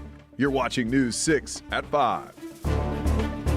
We have to start off the 5 here with your weather. There is now a severe thunderstorm warning for northern Flagler County. Meteorologist Jonathan Kaga is standing by with the latest on that. Yeah, guys, we're watching this. This is just on the northern fringes and western fringes of Flagler County. So not a ton going on within the county just yet. That will change in a little bit. Palm Coast, just some light rain. But here we go with the warning itself.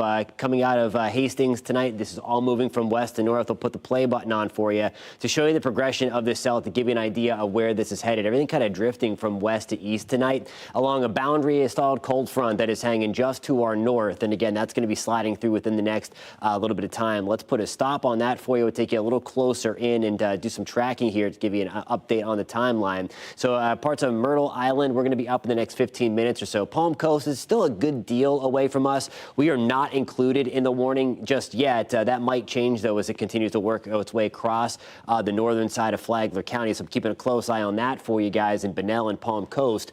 Elsewhere, though, we do have a couple of downpours closer to Gainesville, but as expected, most of us are quiet. We'll run the risk over the next couple of hours through the evening of areas north into the east of Orlando, getting in on a rowdy storm or two. We'll talk about that and look ahead to Mother's Day weekend coming up at about 5:17, guys. All right, Jonathan, thank you. And some people might have to dodge some showers this weekend at the biggest hip-hop festival in the world. Today kicks off this year's Rolling Loud Fest in Orlando. Thousands of people are braving the heat today at Camping World Stadium. Your Orlando community correspondent Troy Campbell joins us from there live now. So, Troy, how's it going so far?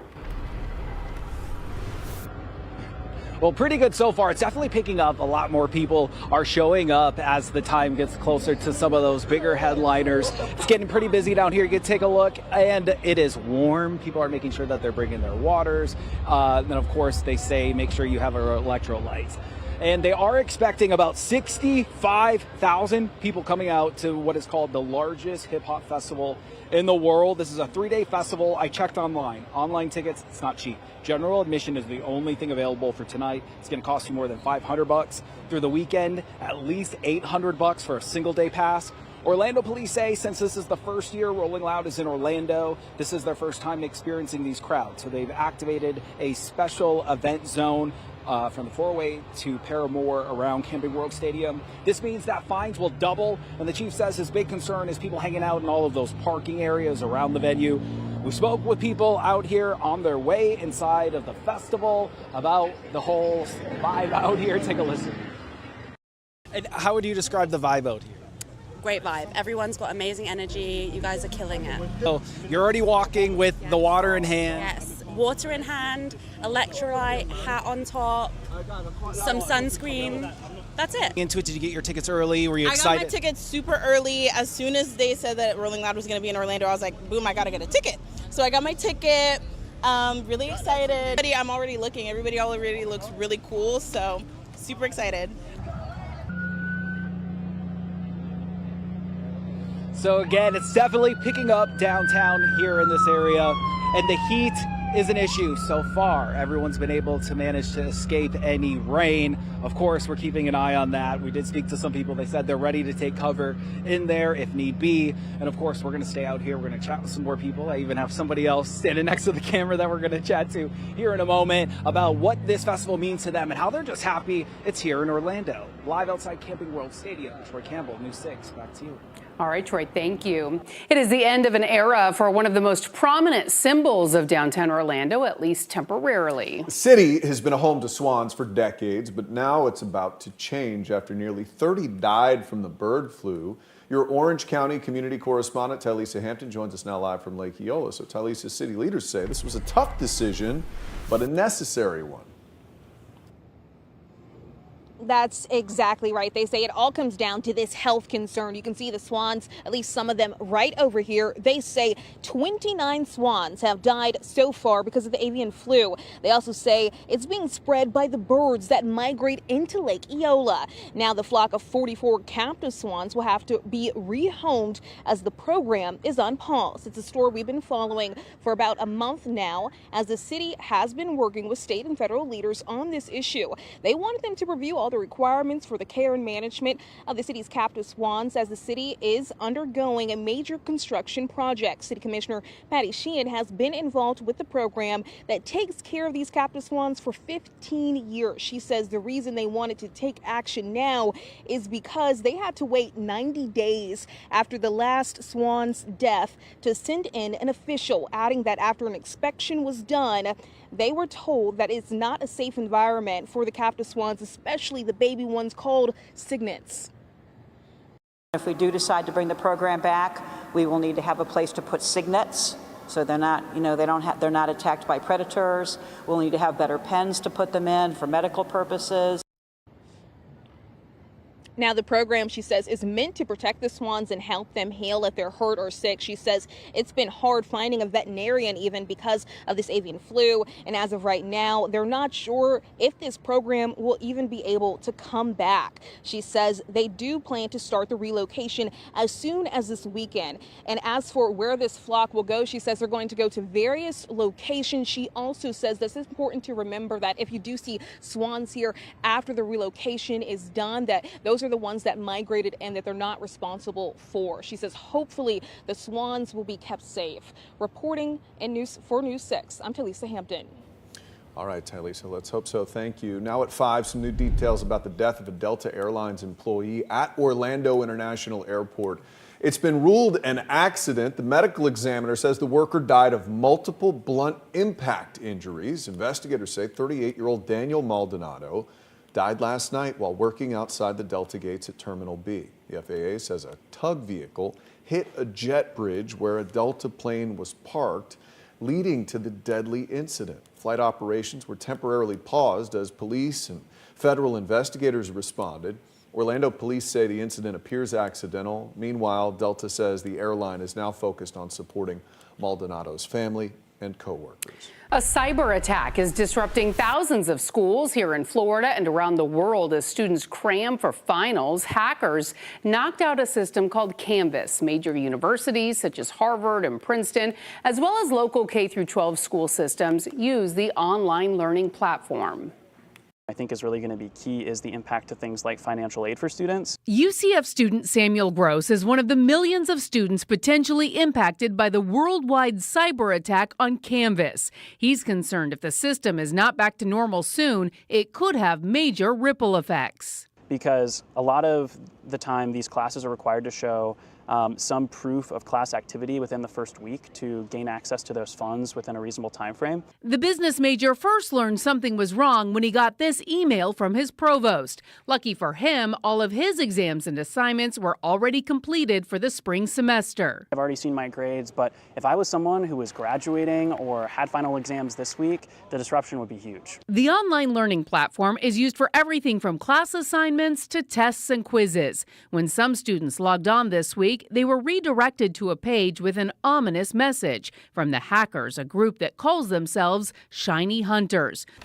Orange County Public Schools also uses the system, releasing a statement that says the information accessed may include names, email addresses, student identification numbers, and some private messages sent within the platform. There's no evidence that passwords, social security numbers, dates of birth, or any financial information were involved. The hackers have reportedly warned the info will be leaked unless the company pays up. They set a deadline for May 12th.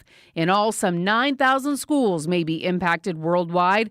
Seminole State College releasing a statement saying they too are monitoring the situation and working with the parent company of Canvas on the next steps. As for Gross, he's just hoping it's all resolved sooner rather than later. So I think it's really important that they get this up and running, because Canvas is one of those things that we use for everything. It is the ultimate tool for colleges and universities, from things like simple quizzes to syllabuses being posted. And as Summer A begins to kick up in the next couple of weeks here, I really couldn't imagine college without it.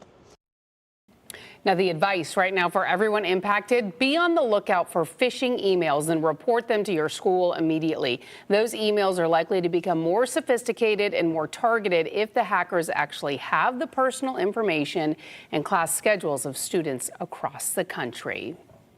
Well, it is a story that's gotten the attention of a lot of people in a lot of places, and it's centered right here in Central Florida. Yeah, if you've been following along as we talk about Sloth World and wondering how you can help, your Seminole County community correspondent, Catherine Silver, has the answer. Okay, we know any update on the sloths you want to hear, and take a look at this. So this is Ginger, the smallest and youngest sloth. He's still in critical condition and in the ICU, but we have some new pictures. This is Ginger basking in the sun, Ginger sitting on the scale. This one is really cute. How does this not tug at your heartstrings? Ginger with some plushes and a green bean, of course. The sloths that survived Sloth World were transported from Orange County here to Seminole. They were taken in by the Central Florida Zoo. They've been caring for them here since late April, and they've certainly captured the hearts of this community. Downtown Sanford is just a short drive away down the Riverwalk. This is Ginger. Look at the nails. You know Ginger? Yeah, we were just talking about him. Oh my God, precious. I want to hold him. How do we contribute? Patty Mahaney with Sanford Main Street has the answer to that question. I've got a little bitty one. These are nice. She showed us the shirts they've made. Every $35 purchase, the proceeds go to the zoo. They've had to bring in veterinarians and sloth experts from South America. They've had to bring on additional staff, extra hours. The veterinary care is very expensive. Where did this all start, Patty? It started with me calling a man named Paul Williams. And I said, Paul, how can we raise some money for the sloths? What can we do? And he came up with this idea immediately. In less than a week, the 100 shirts that have already arrived are going fast at the Welcome Center. Right up there. They've already ordered more. Sanford is a community that comes together. We help our businesses and we help our zoo. They can get the care, they can find the vets, they can find the staff. We're just trying to find the money for them. In Sanford, Catherine Silver, News 6. Ginger is incredibly cute. I'm talking about that Ginger. A strange crime now leaving parents shaking their heads. Police say 2 people broke into a Central Florida high school and stole hot dogs meant for students. Coming up, why investigators say the suspects targeted a special needs classroom. You're watching News 6 at 5, a live look at Port Canaveral from our Launch Credit Union camera. It's looking good out there on this Friday, but we do have some thunderstorms on the radar. We'll be right back.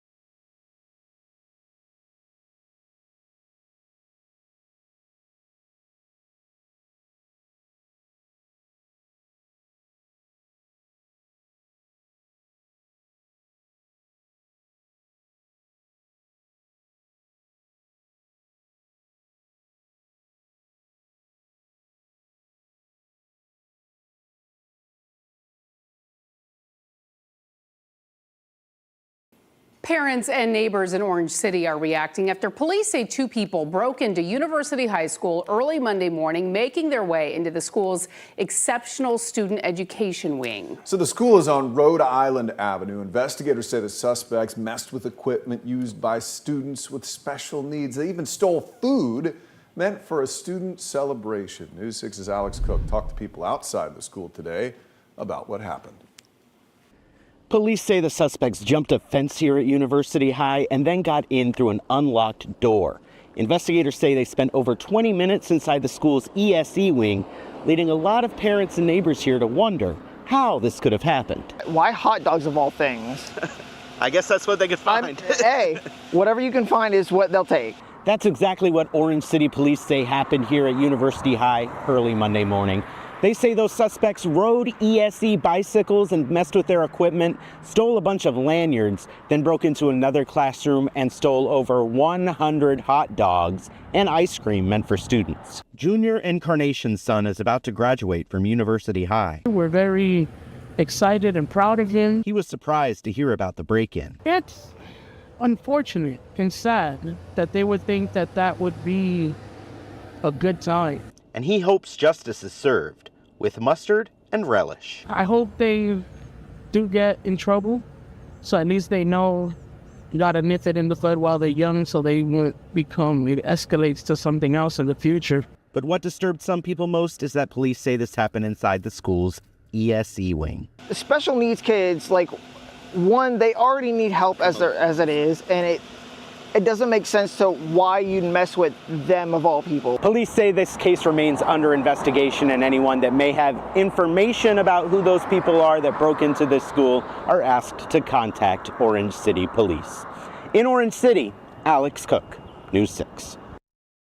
Okay, we had a really hot day out there, and it is being punctuated by some thunderstorms now. Meteorologist Jonathan Kegas. Just a few of them out there. We talked about this yesterday. Most of us will be dry, but north and east of Orlando, that was going to be our best shot to get in on a few of these thunderstorms. Had the lightning tracker on. You can clearly see where that is. We'll turn the radar back on. We'll work out of Jacksonville since we are working into Flagler County, the Jacksonville radar, and we'll see things lighting back up again. We're going to be watching you guys in Palm Coast, the Bunnell area, over the next couple of hours as these storms just try to work their way from west to east again going forward. There's all the lightning again back toward Palm Coast. We'll take it closer in. These are really just beginning to enter Flagler County, so that warning that goes until 5:30 for another 10 minutes or so may need to be extended due to the fact that, again, we're just getting the strongest stuff in here. Again, turn on the toolbar. We'll put the warning back on so you can see exactly where this is, and it's going to be that yellow shaded area just to the west of us in Palm Coast. We also have a special weather statement, as it's called. It's for a storm. This guy here, that cell closer to Black Point, heading toward Bunnell. That is where we're going to be watching that work its way through. That's a sub-severe storm, if you will, a storm that is packing a punch but not damaging, at least at this point, as it works its way from west to east. We'll turn on the loop here over the next last 15 minutes just to kind of show you the progression of these storms. Everything moving west to east tonight. So again, that's an early heads up in Palm Coast, Beverly Beach, Flagler Beach going forward. We'll zoom things back out. And we do have some extra development just north of Astor and Pearson, closer to Crescent City. All of that going to be pushing into Flagler County. Again, most of us tonight going to be on the drier side. There's just this routine or this rogue area for these thunderstorms over the next couple of hours. So that's 8 o'clock tonight. Couple of stray downpours in the mix, but everything kind of winding down. Tomorrow, with the heating of the day, we're going to fire some more thunderstorms back up. So this is going to be 4 to 5 o'clock. A few more scattered downpours in the mix. Another little flare up as we go into Mother's Day itself. That's 4 o'clock in the afternoon on Sunday. Think this is a little overdone. I think it has the placement right, though, of where we're watching those scattered thunderstorms, mainly through the eastern half of Central Florida. But the opportunity is going to be there for some heavy rain on a very isolated scale. It's not going to be widespread by any means. That's 8 o'clock on your Sunday night. There's a live look outside downtown Orlando with our Light Orlando Delivering Hope Sky Cam tonight. We have air temperatures back into the lower 90s. You see some of those bubbling clouds in the background there to the north of the city. The breeze kind of bouncing all over the place tonight. Variable at about 5 to 10 miles an hour. We have temperatures all over the place. Gainesville, it has been raining, so we're back in the upper 70s.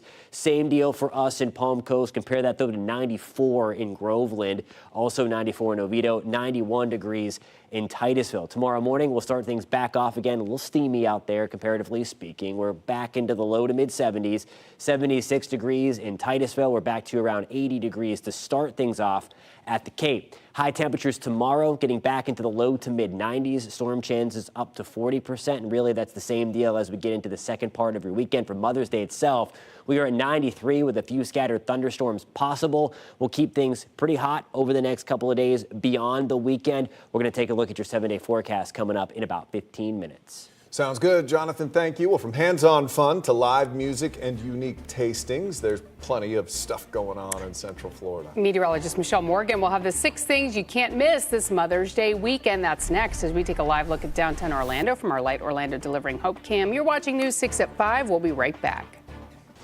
Your weekend evening traffic alert. Outside of Mother's Day, you need to be careful out there. Make sure everyone's being safe. There's still going to be some construction. Listen, eastbound I-4 overnight, even Friday, Saturday, and Sunday night, you will see some heavy closures. It even happening here on Thursday into Friday. Do expect that Friday into Saturday and continuing. And it's going to look like this. Active all the time with some major lane closures out there, to include some lane closures out by 528, Sand Lake, things like that. And then along our coast, 95 north and southbound, some minor lane closures up by Titusville and down here towards the Pineda Causeway. I'm Trooper Steve with your News 6 traffic alert. Have a great weekend. Happy Mother's Day, and I'll catch you Monday morning.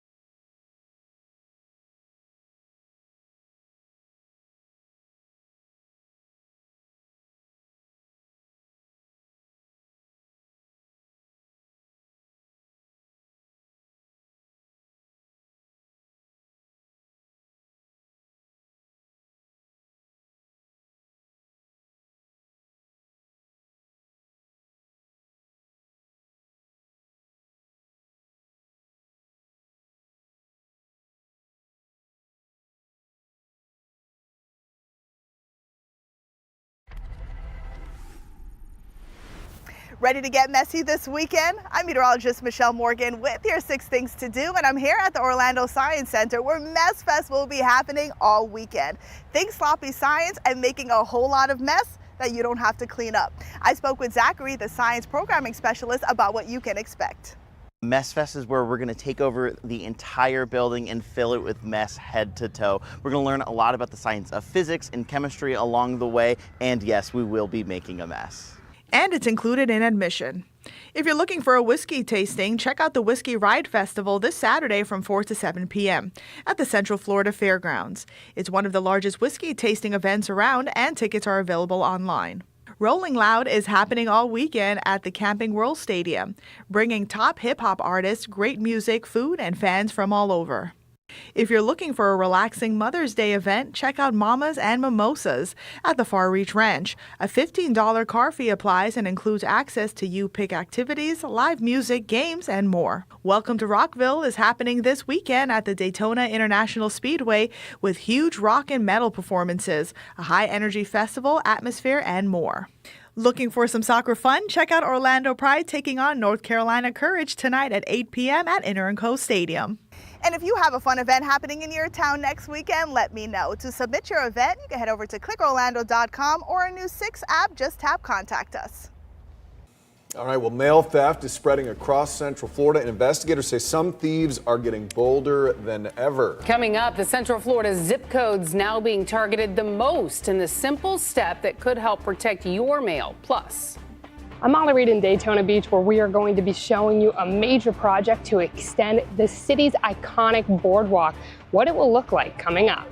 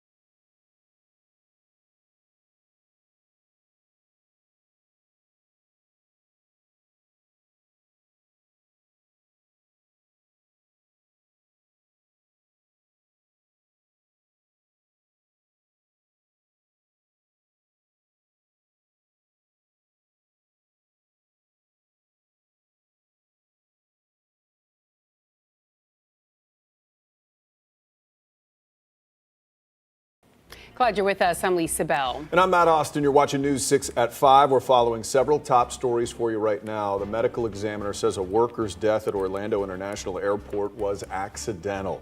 They say the man had multiple blunt impact injuries. It happened last night outside Delta Airlines gates at Terminal B. The FAA says a tug crashed into the jet bridge where a plane was parked. The Occupational Safety and Health Administration is investigating. The city of Orlando says that it is pausing its swan program. Earlier this year, we told you about Lake Eola's swan flock experiencing multiple deaths due to bird flu. The captive swans and eggs will be rehomed with no details as to where. The city says you will likely continue to see wild swans at the lake.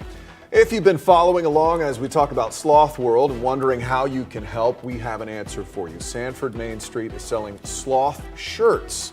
Every $35 purchase goes to the Central Florida Zoo to cover the very expensive vet care. The 100 shirts have already arrived and they're going very quickly at the Welcome Center, but they've already ordered more if you're interested.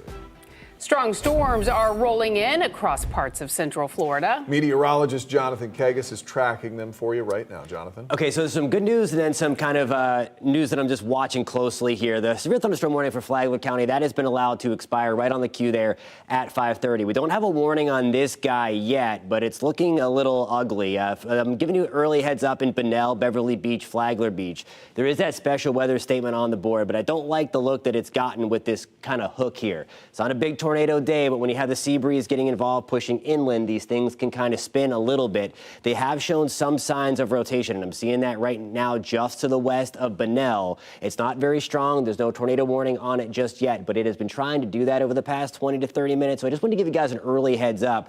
This is going to be rolling right around Black Point. Bunnell, early heads up for you guys as well. Beverly Beach, Flagler Beach, and we're going to be watching these radar trends over the next 5, 10, 15 minutes to see if it does continue and try to complete its rotational cycle here. We'll zoom you back out again. This is for Flagler County if you're just tuning in, and that's certainly a rotational signal there. There's actually a couple here. There's another one back here north of Yellow Bluff. This is well to the north of Astor, and then taking you back further right around the Cedar Creek area in eastern, coming out of eastern Marion County. So there are a few tonight that are feeling a little bit of a tug or a little bit of a spin with that stalled boundary hanging out in north central Florida. So keeping a close eye on these guys tonight. Again, looking at the bright reds and the bright greens. No warnings on these just yet, but they will have the potential anyway. Keeping a close eye for any kind of tornado warnings with these. We'll keep a close eye on this, and we'll talk again coming up in a few minutes, guys. All right, Jonathan, thank you. We do want to take a live look now at our camera in Daytona Beach, where construction is now underway on a major project that could transform the city's iconic boardwalk. City leaders are expanding the boardwalk for the first time in decades with hopes of bringing in new business and more tourism. And crews are now building a massive seawall that will serve as the foundation for the new extension. But not everyone is on board with this. Your Volusia County community correspondent Molly Reed shows us what's coming and the debate now growing along the beach. Now, right now, these construction crews are getting ready to put in a big seawall into the sand, and then the boardwalk will be built on top of it. The extension will go from just north of that construction site to about a block south of here. And the hope is that sprucing it up will entice more businesses to come in and families. I think that's a great idea. It's a beautiful stretch of beach for scenery. It's the first major extension to the beach boardwalk in decades. The actual boardwalk portion is still being designed, but the base is being laid down to prep. I think that would give a little more space and more people would be attracted to come down. Now, the total cost will be determined once it's officially designed. The city will be using CRA funds and is hoping to get some grant money. I'm totally against going that way. You got to make the one you got already work. Some business owners already here feel the money should also be spent sprucing up the existing boardwalk and properties along it. I'd like the city taking to build next door to us fun centers for the families that do come down here. They'd like to see this part of the boardwalk returning to what they call the glory days, with more attractions and adding more to the pier. I mean, it's the boardwalk. It's a torn up piece of property. It's embarrassing. It's just, I want it to look nice like when I was a kid. Now, construction for this extension is expected to be done in the fall of 2027. I'm your Volusia County community correspondent Molly Reed, News 6. New at 5, the family of one of the victims killed in last year's deadly mass shooting at Florida State University is now taking legal action. Attorneys for the family of 45-year-old Tiru Chaba say they will announce a lawsuit on Monday in Tallahassee. Chaba was an employee of campus vendor Aramark. He was killed when investigators say FSU student Phoenix Eichner opened fire on campus in April of 2025. One other person was killed, 6 more were hurt in the shooting. The family's attorneys are expected to detail the lawsuit during a news conference outside federal court Monday morning. Well, the Dutch cruise ship at the center of the deadly hantavirus outbreak is now heading toward Spain's Canary Islands, with nearly 150 passengers and crew still on board. Multiple states are now monitoring former passengers who already returned home from the cruise as health officials work to contain fears and stop the virus from spreading further. Now at 5, CBS's Ramy Inocencio reports from Spain, where the ship is expected to arrive with strict health precautions. Protesters on the largest of Spain's Canary Islands are raising concerns about the upcoming arrival of the MV Hondias, the ship at the center of the hantavirus outbreak. For me, not good. I don't like the idea because in the hospitals we don't have too much beds. These demonstrations come as global health officials work to track down passengers who departed the vessel before guests were put on lockdown. This is a dangerous virus, but only to the person who's really infected. More than 30 passengers from at least 12 countries, including the U.S., left the ship without contact tracing during one of its first port stops. A lot of great people are studying it. It should be fine. We hope. On Friday, health officials in New Jersey reported 2 residents were potentially exposed to one of the infected guests during air travel abroad, but are not reporting symptoms. Spanish officials say that cruise ship will remain offshore and not dock directly on this island as passengers undergo health checks. We have colleagues that are looking at all the passengers to check if they are okay. According to the World Health Organization, 5 of 8 people sickened on the ship were confirmed to be infected with the Andes strain of the virus, which can be transmitted between humans, though rarely. The hantavirus is not as readily transmissible from person to person as is either COVID or influenza. The U.S. has sent a plane with CDC staff to repatriate the Americans who will be placed in quarantine in Nebraska. Ramy Inocencio, CBS News, Tenerife, Spain.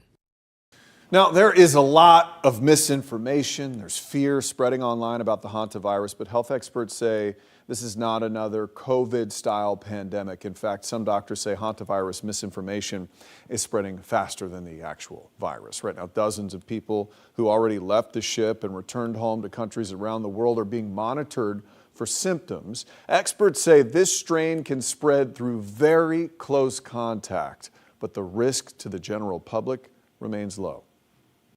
This particular strain of the hantavirus is quite lethal. Now, that is not to say this is the next pandemic. Hantavirus is not set up to cause a pandemic the way, say, COVID was at this point, and there's nothing to suggest that it is on the way to doing that. The World Health Organization says the outbreak appears limited, and right now there's no evidence of widespread community transmission. The Beautiful Game is part of the City Beautiful's busy schedule tonight. The Orlando Pride will kick off in downtown in just a matter of hours. The Pride hosts the North Carolina Courage at 8. Sports director Jamie Say is live at Inter & Co Stadium for us tonight. Jamie, the Pride are hoping that home cooking helps tonight. Absolutely, Matt. You know, the Pride have not won a match in over a month. However, that is a little deceptive because the Pride did have a 3-week international break during most of the month of April. So this is only their 3rd match since they got back to the break. But still, the Pride want to get back into a groove. They've dropped back-to-back matchups, giving up 7 goals, which is uncharacteristic. The Pride have generally been one of the best defensive teams in the league over the last couple of years. Meanwhile, as for offense, Barbara Banda leads the way. 7 goals in the Pride's 7 matches. That also leads the NWSL. So tonight, against the North Carolina Courage, the Orlando Pride hope to put it all together in front of their fans.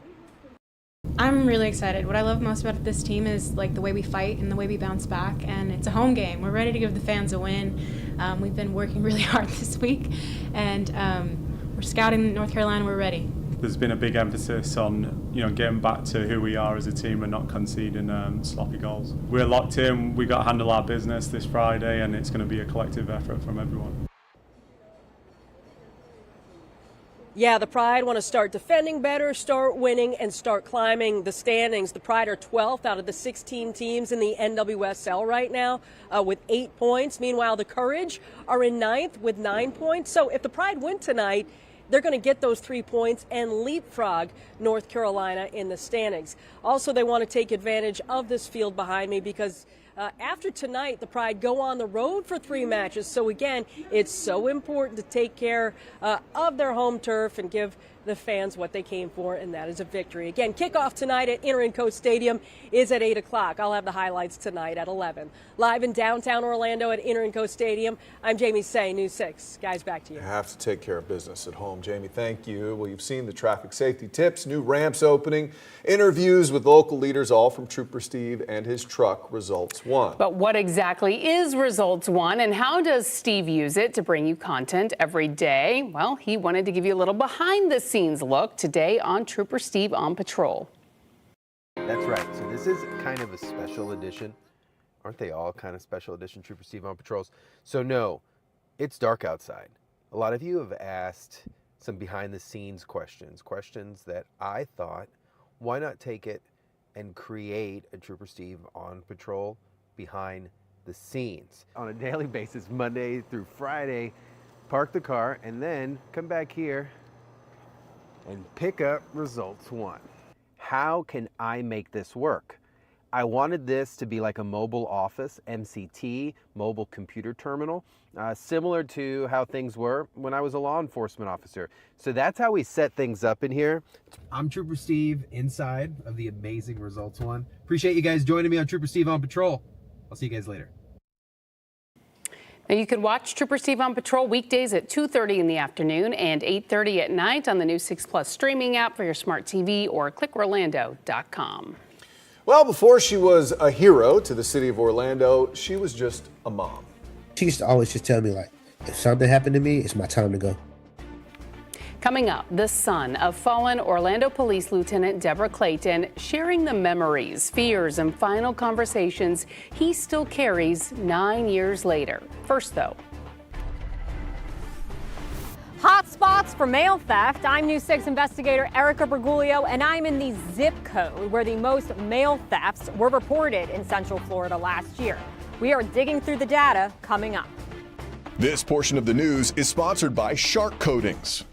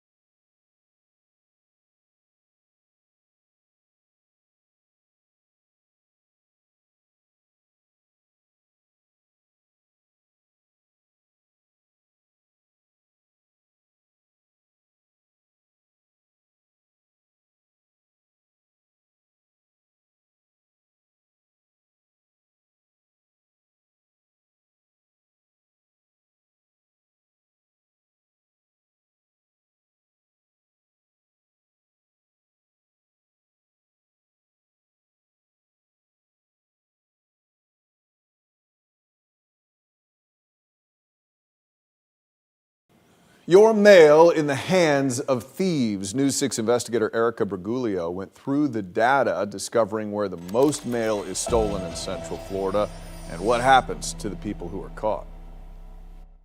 What in the world would compel you to steal all that mail today? You're running around here looking like friggin' Santa Claus. This woman is accused of stealing mail from more than 60 places in Holly Hill. About a week later, investigators say this duo was caught stealing mail in Port Orange. Detectives say the vehicle they were driving was reported near other mail thefts in Orange and Seminole counties. After these recent arrests, we wanted to know the hot spots for mail theft. So I asked the federal government for all the data it had for the last year.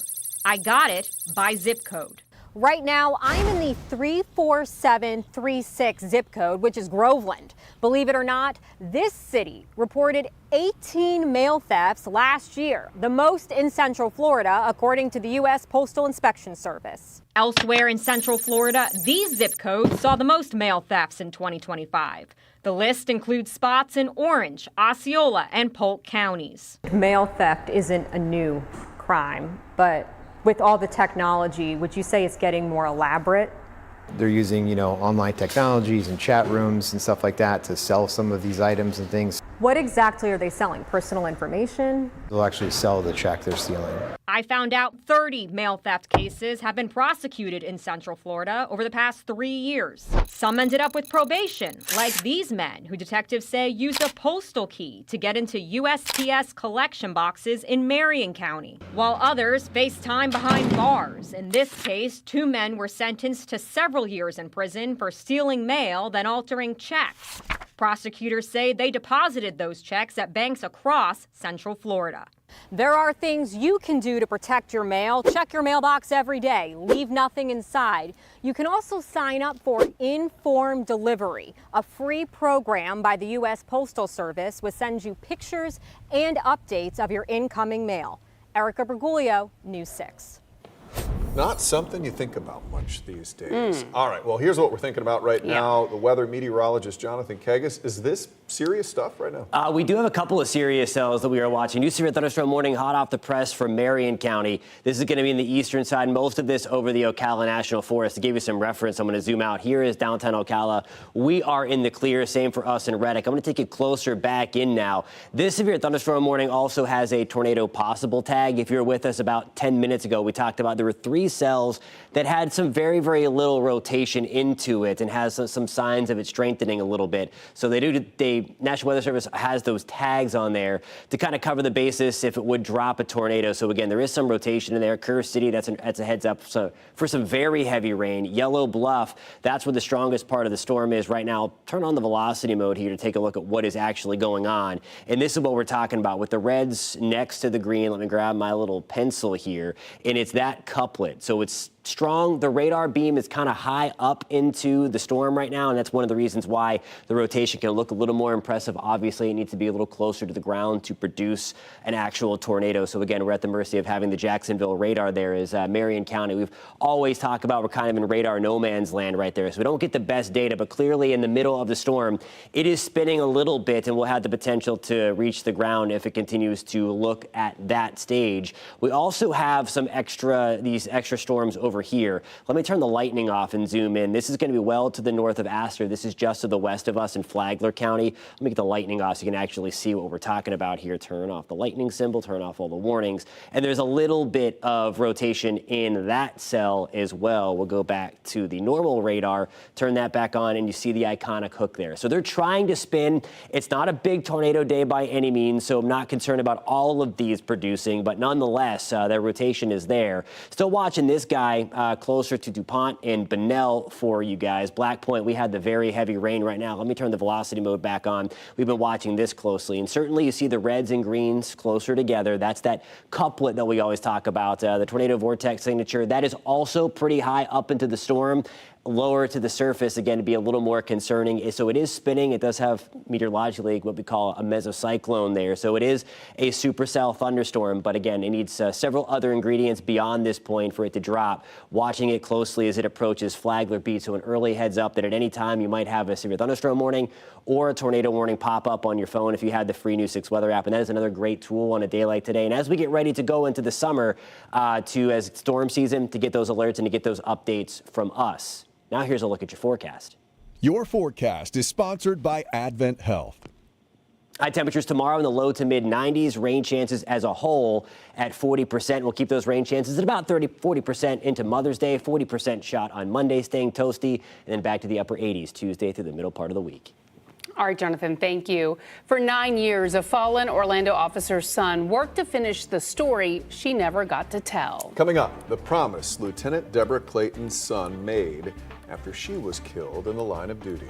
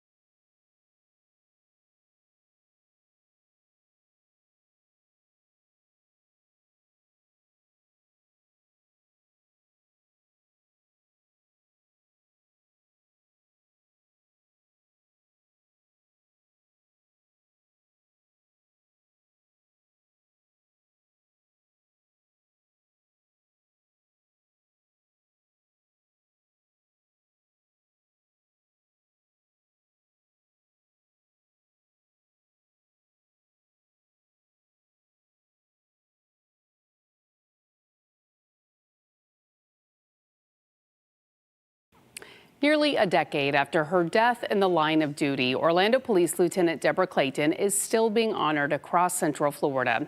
Her only child just finished the book she started so people will remember not just how she died, but how she lived. Now at 5, anchor Ginger Gadsden got to sit down with him to talk about how this honors his mom's memory. Everybody just remembers the tragic day. They don't really know the story and what she went through day to day to get to where she became Deborah Clayton. And that's the story Johnny Brinson wants to tell. He is the only child of Lieutenant Deborah Clayton. When she was killed in the line of duty, she was in the middle of writing a book about her life story, who she was before she became one of Orlando's most decorated officers. Clayton grew up watching the world around her and deciding she wanted to make it better. She often volunteered with youth programs. She organized marches against violence and worked to build trust between police and the community she loved. The police is here to help you. What was she like as a mom to you? She was stern. She was loving. It was just amazing having her as a mom. I miss her every day. Their favorite pastime was walking along the beach and talking about life. That was our thing. We go to the beach and just talk about our goals and dreams. But there was always a fear Johnny carried with him because his mom wore a badge. I used to write letters in class and be like, what if something happened to her? What if something happened to you? You know? Then I used to just start crying again, just always like that fear. You know what I mean? And she used to always just tell me like, if something happened to me, it's my time to go. And it just actually happened. You know? When Johnny was 22 years old, he had just come home from college for a break. Not a week later, his mom was gone. She lived for it and she died for it. She was the prime example. Everything she worked for, she died for. What was the toughest chapter for you to write? The part where she died. It was like right after my birthday. When I get to that part, I get emotional. Her being snatched away so suddenly and me not being here. For 9 years, Johnny tried to finish what his mom had started. The book was nearly halfway finished before she was taken. He rewrote it 7 times. We used the notes and the excerpts that she documented herself, and we finished the whole book. It actually freed me in a way, because as long as it was sitting next to me unfinished, I always felt kind of incomplete. Now, Johnny has a 5-month-old son of his own. What would you like to ask your mom about parenting? What would be some of your questions? How did you work so hard and still make time for me? You know, she was just always present, but she worked so much. He says he can't wait to let his son know how his grandma worked to change the world. What is the story that you want your 5-month-old son to know about his grandma? That she was a hero, and she was a wife, and she was a loving mother. And again, his grandmother was a hero. In Orlando, Ginger Gadsden, News 6. What a cathartic journey it must have been Yes. for him to write that book. And what a tribute to her. And when you see how wonderful her son is, you realize just how wonderful she was. Great job with that story, Ginger. Yeah, it was so nice to connect with him, and he reached out saying that he did this book and wanted people to really remember who she was as a person, not just as someone who we all covered on that very tragic day, because we were all on the news desk when that happened. And Lisa, you mentioned it earlier. You go out in the community and people still remember her because of how ingrained she was in this community. All right. Well, coming up on the news at 6 o'clock, it is sure to be a messy night for your Friday night weather. We are tracking your forecast with meteorologist Jonathan Kegas. Plus, the doors are now open for hip hop fans as Rolling Loud kicks off. What you need to know about the weekend-long festival.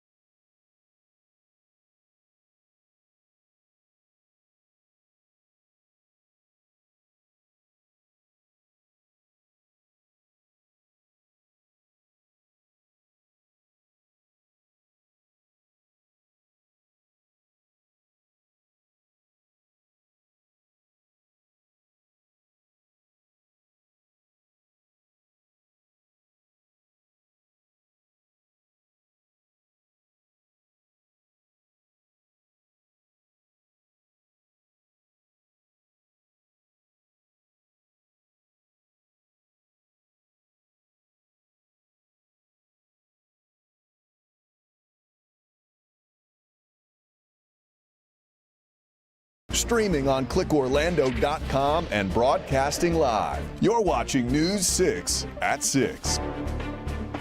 All right, the doors are open. Fans taking over the City Beautiful as Rolling Loud takes over Camping World Stadium. News 6's Troy Campbell is live there for us tonight and will be giving us a first-hand look at that jam-packed weekend at the stadium. We'll get to Troy in a second. First, though, we have some storms in our forecast that could make it a nightmare for fans at all sorts of shows. Meteorologist Jonathan Kagas is breaking it down for us right now. Jonathan? Yeah, the good news is I think the weather's staying away from those bigger events in Orlando, then also into Daytona Beach over the next couple of days. And we have 3 severe thunderstorm warnings. You might hear some bells and whistles going off as we have warnings being issued all over the place. Still those 3 cells that we've been watching over the last little bit of time, last hour or so with you. The newest one here, that storm that I was watching that's hanging around Bunnell, now officially has a severe thunderstorm warning with the potential to produce a tornado tag on it. The good news is, at least from what I'm seeing here, is that the rotation's a little more separated on this cell in Flagler Beach. I'm going to get to that one in just one second. This is going to be the one moving just north of Astor, just north of us in Pearson, getting ready to slide into extreme southern Flagler County and extreme northern Volusia County. Pearson, we are included in the warning. The most dangerous part of this storm here is where you see the reds and greens close together there. That's a symbol to us, again, that the storm is rotating a little bit. I'll turn on the traditional reflectivity side of things, and you see, again, that hook back off towards the north and west. Keep on talking about it. It's not a tornado day. You need a lot of extra ingredients still near the surface to actually get these thunderstorms that are supercellular in nature. You see the hook there, and they are isolated to actually produce a tornado. So not every supercell thunderstorm has the ability to do that, but we are watching it closely. So Connorsville, we are up in the next few minutes. It's likely getting very windy there. Pearson, the worst of this, should slide to our north. Let me put a timer on that for you, or put the loop on this for you to show you coming over the lake, and then there goes towards Connorsville. So this is an early heads up and relay in Cody's Corner in Flagler County, watching this cell again work its way from west to east directly. Let me turn off the motion here. Let me zoom back out because we have another severe thunderstorm warning in eastern Marion County. This guy is going to run until 6:30. That's for Putnam and eastern Marion County.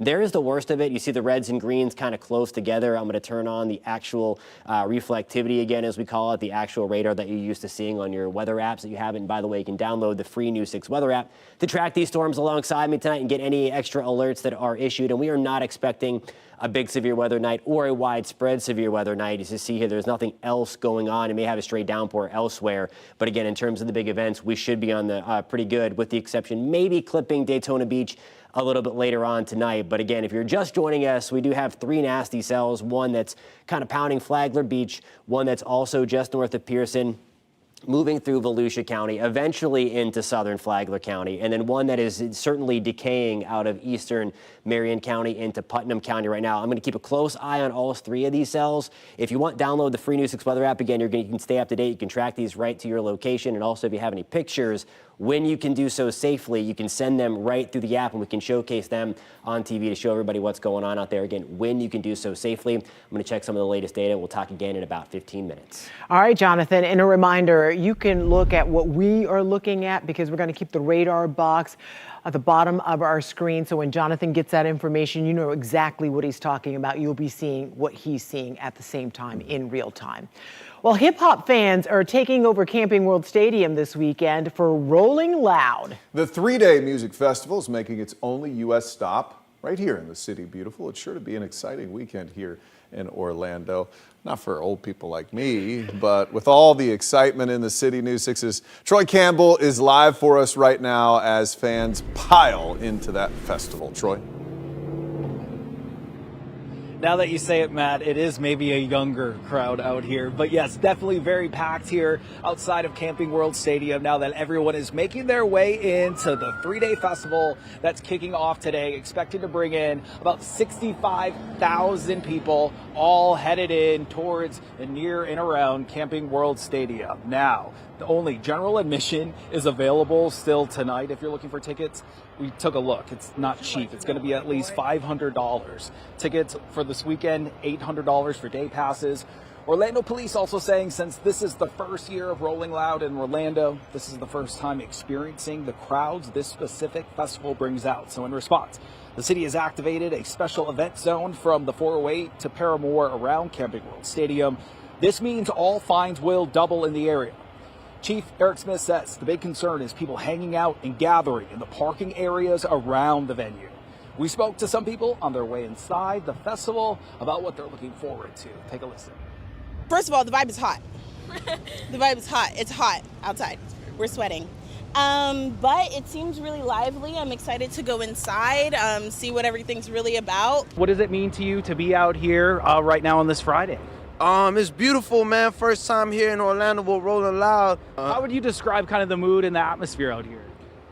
Energetic, amplified, new, innovative. Yeah, so definitely a lot going on day one of this massive festival. And as Jonathan mentioned, storms might be, a little dodgy, not only tonight, but through the weekend. So we spoke to people here who also say that they are ready to take cover if need be. But as of now, they say they are not going to let weather stop them from enjoying their favorite music festival. Live outside Camping World Stadium, Troy Campbell, News 6. They certainly wouldn't let price stop them either. No. $500 to $800? Wow. Is U2 playing there? Troy, thank you very much.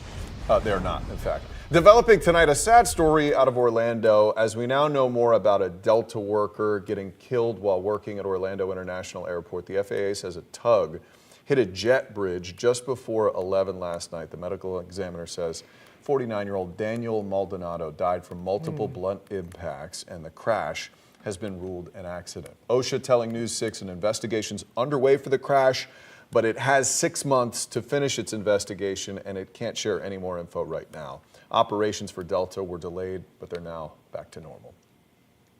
We learned about this story from one of you at home, in fact. If you have a story you want us to cover, leave us a news tip. Go to clickorlando.com and click Contact Us.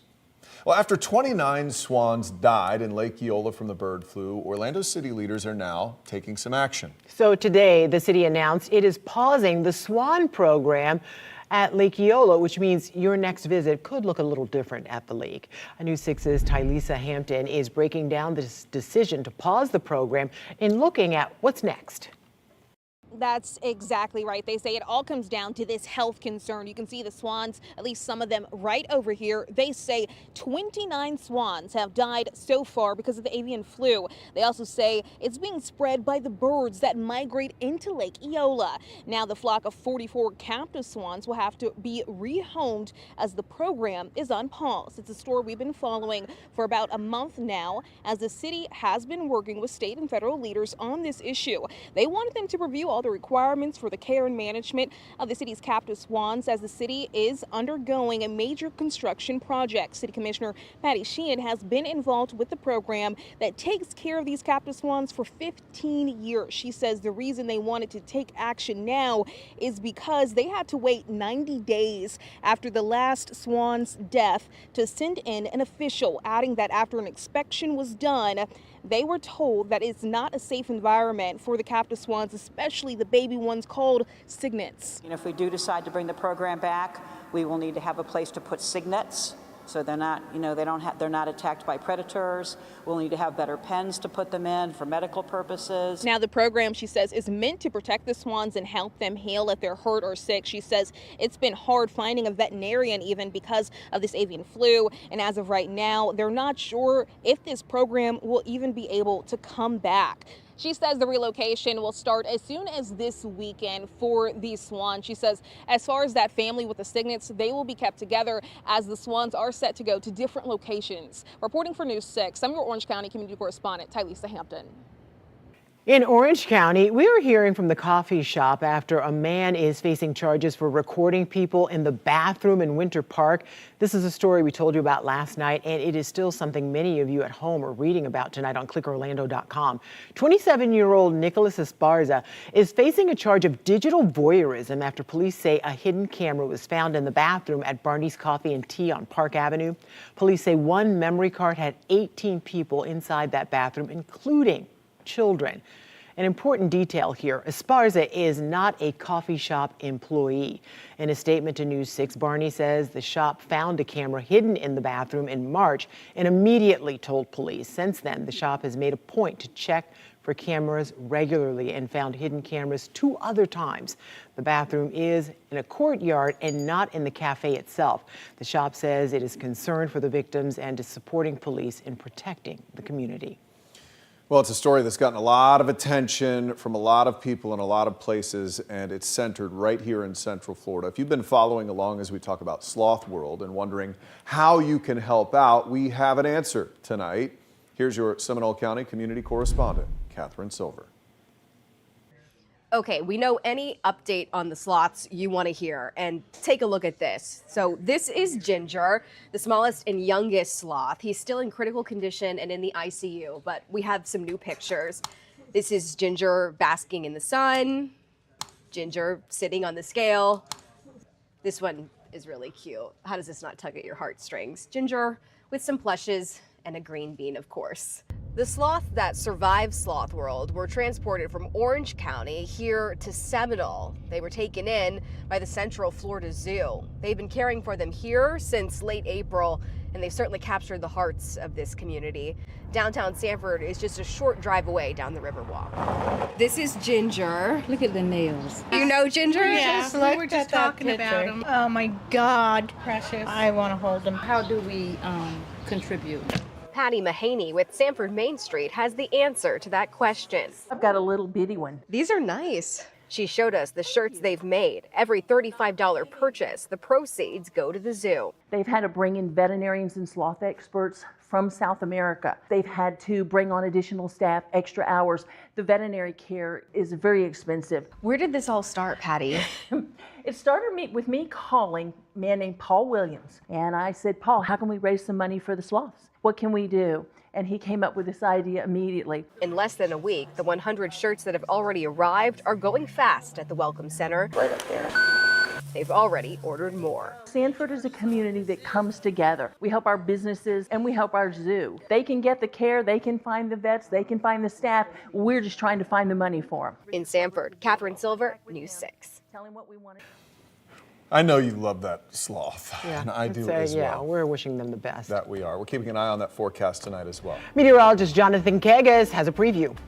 Still 3 severe thunderstorm warnings we are tracking in Marion, Flagler, and also 2 in Flagler. We're going to talk about where these guys are headed and the rest of your evening and into Mother's Day weekend coming up in a few minutes, guys. This portion of the news is sponsored by Advent Health.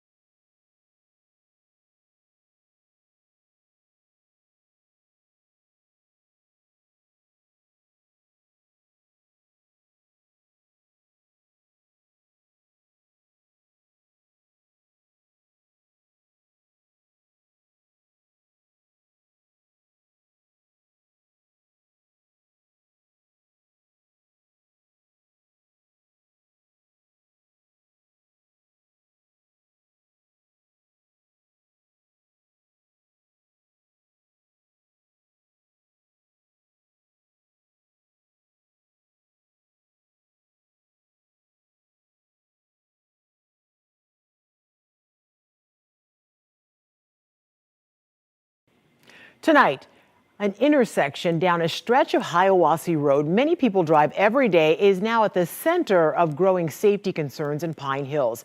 A new Orange County study tracking bike, pedestrian and vehicle crashes found nearly 1,000 crashes happened at intersections along Hiawassee between Silver Star Road and Balboa Drive from 2019 through 2024. Your Pine Hills community correspondent Jarrell Baker spoke with a mom who says she and her son were hit at an intersection along the road.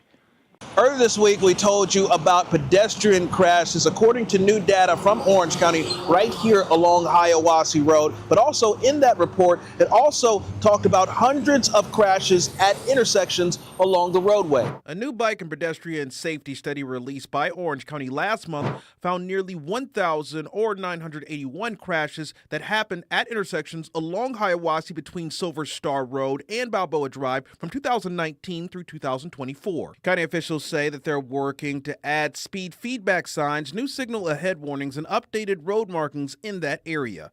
I'm your Pine Hills community correspondent, Jarrell Baker. Now, this intersection right behind me here where Hiawassee meets Silver Star Road is one of the most dangerous intersections that Orange County pointed out in their report. They say between 2019 and 2024, 465 crashes have happened right here at this roadway. That's Hiawassee Point.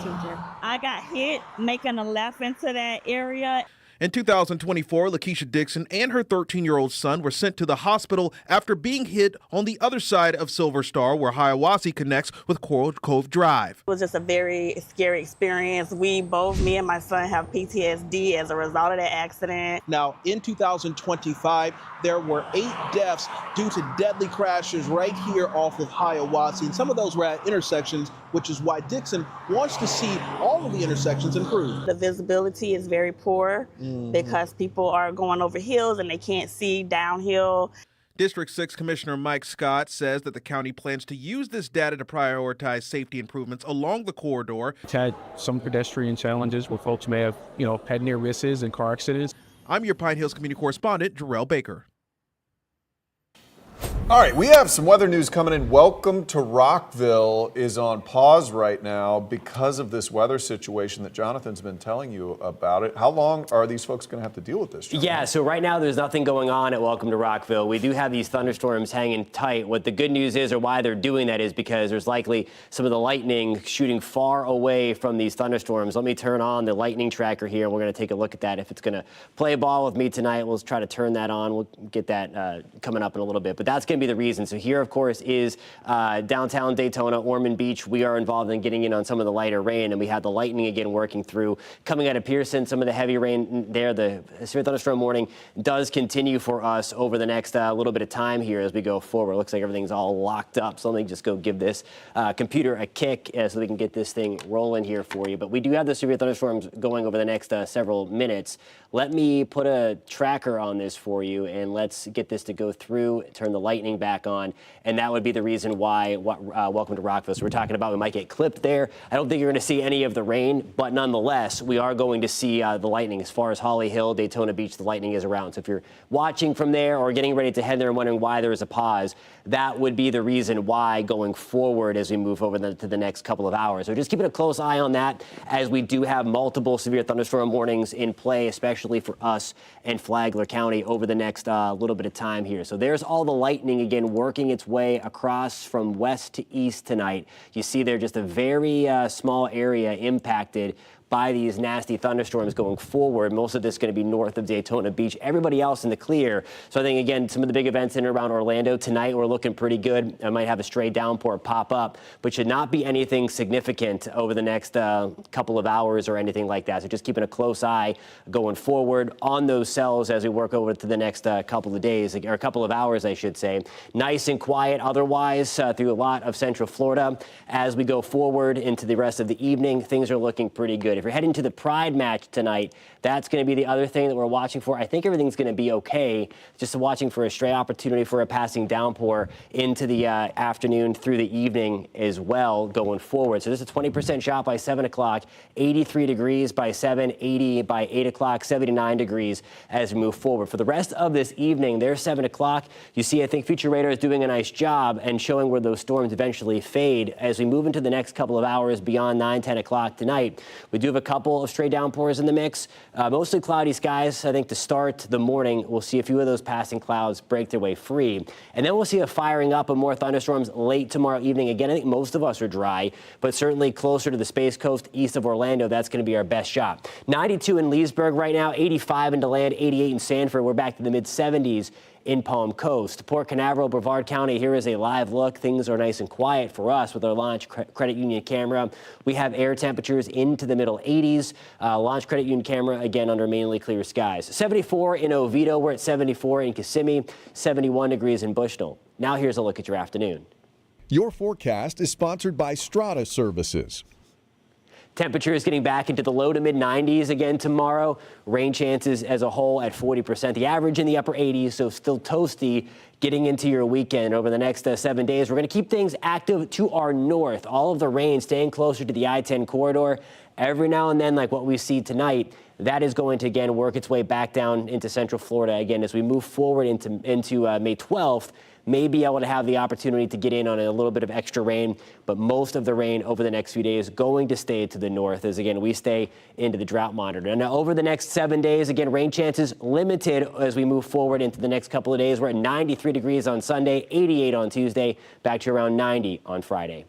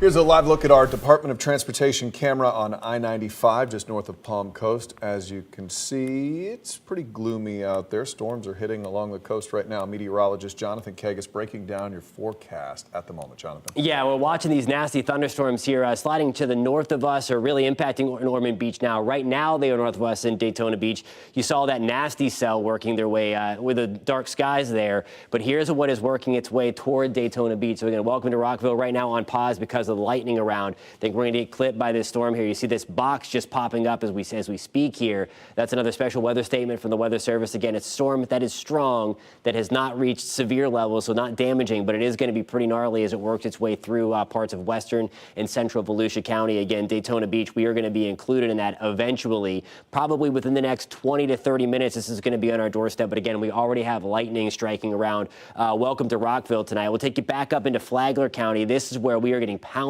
Tons and tons of heavy rain, likely some small hail closer to the beach. Lots and lots of lightning as well from National Gardens back to Favoretta, Mound Grove. We are included in this. Back towards Cody's Corner, we gave you the heads up about 20 to 30 minutes ago, and now this very heavy rain is coming through. You see where this little black core has now begun to develop. We likely have some big hail starting to get developing just to the west of us around Relay. We're likely, again, just when we were talking before from a radar perspective, looking very high up into the thunderstorm where it is much colder. Nonetheless, watching for some hail potential, again, work its way back towards northern Volusia County as well, guys. All right, Jonathan, thank you. More news coming up at 9 o'clock on clickorlando.com and your News 6 Plus streaming app. Until then, have a good night, everybody. Bye.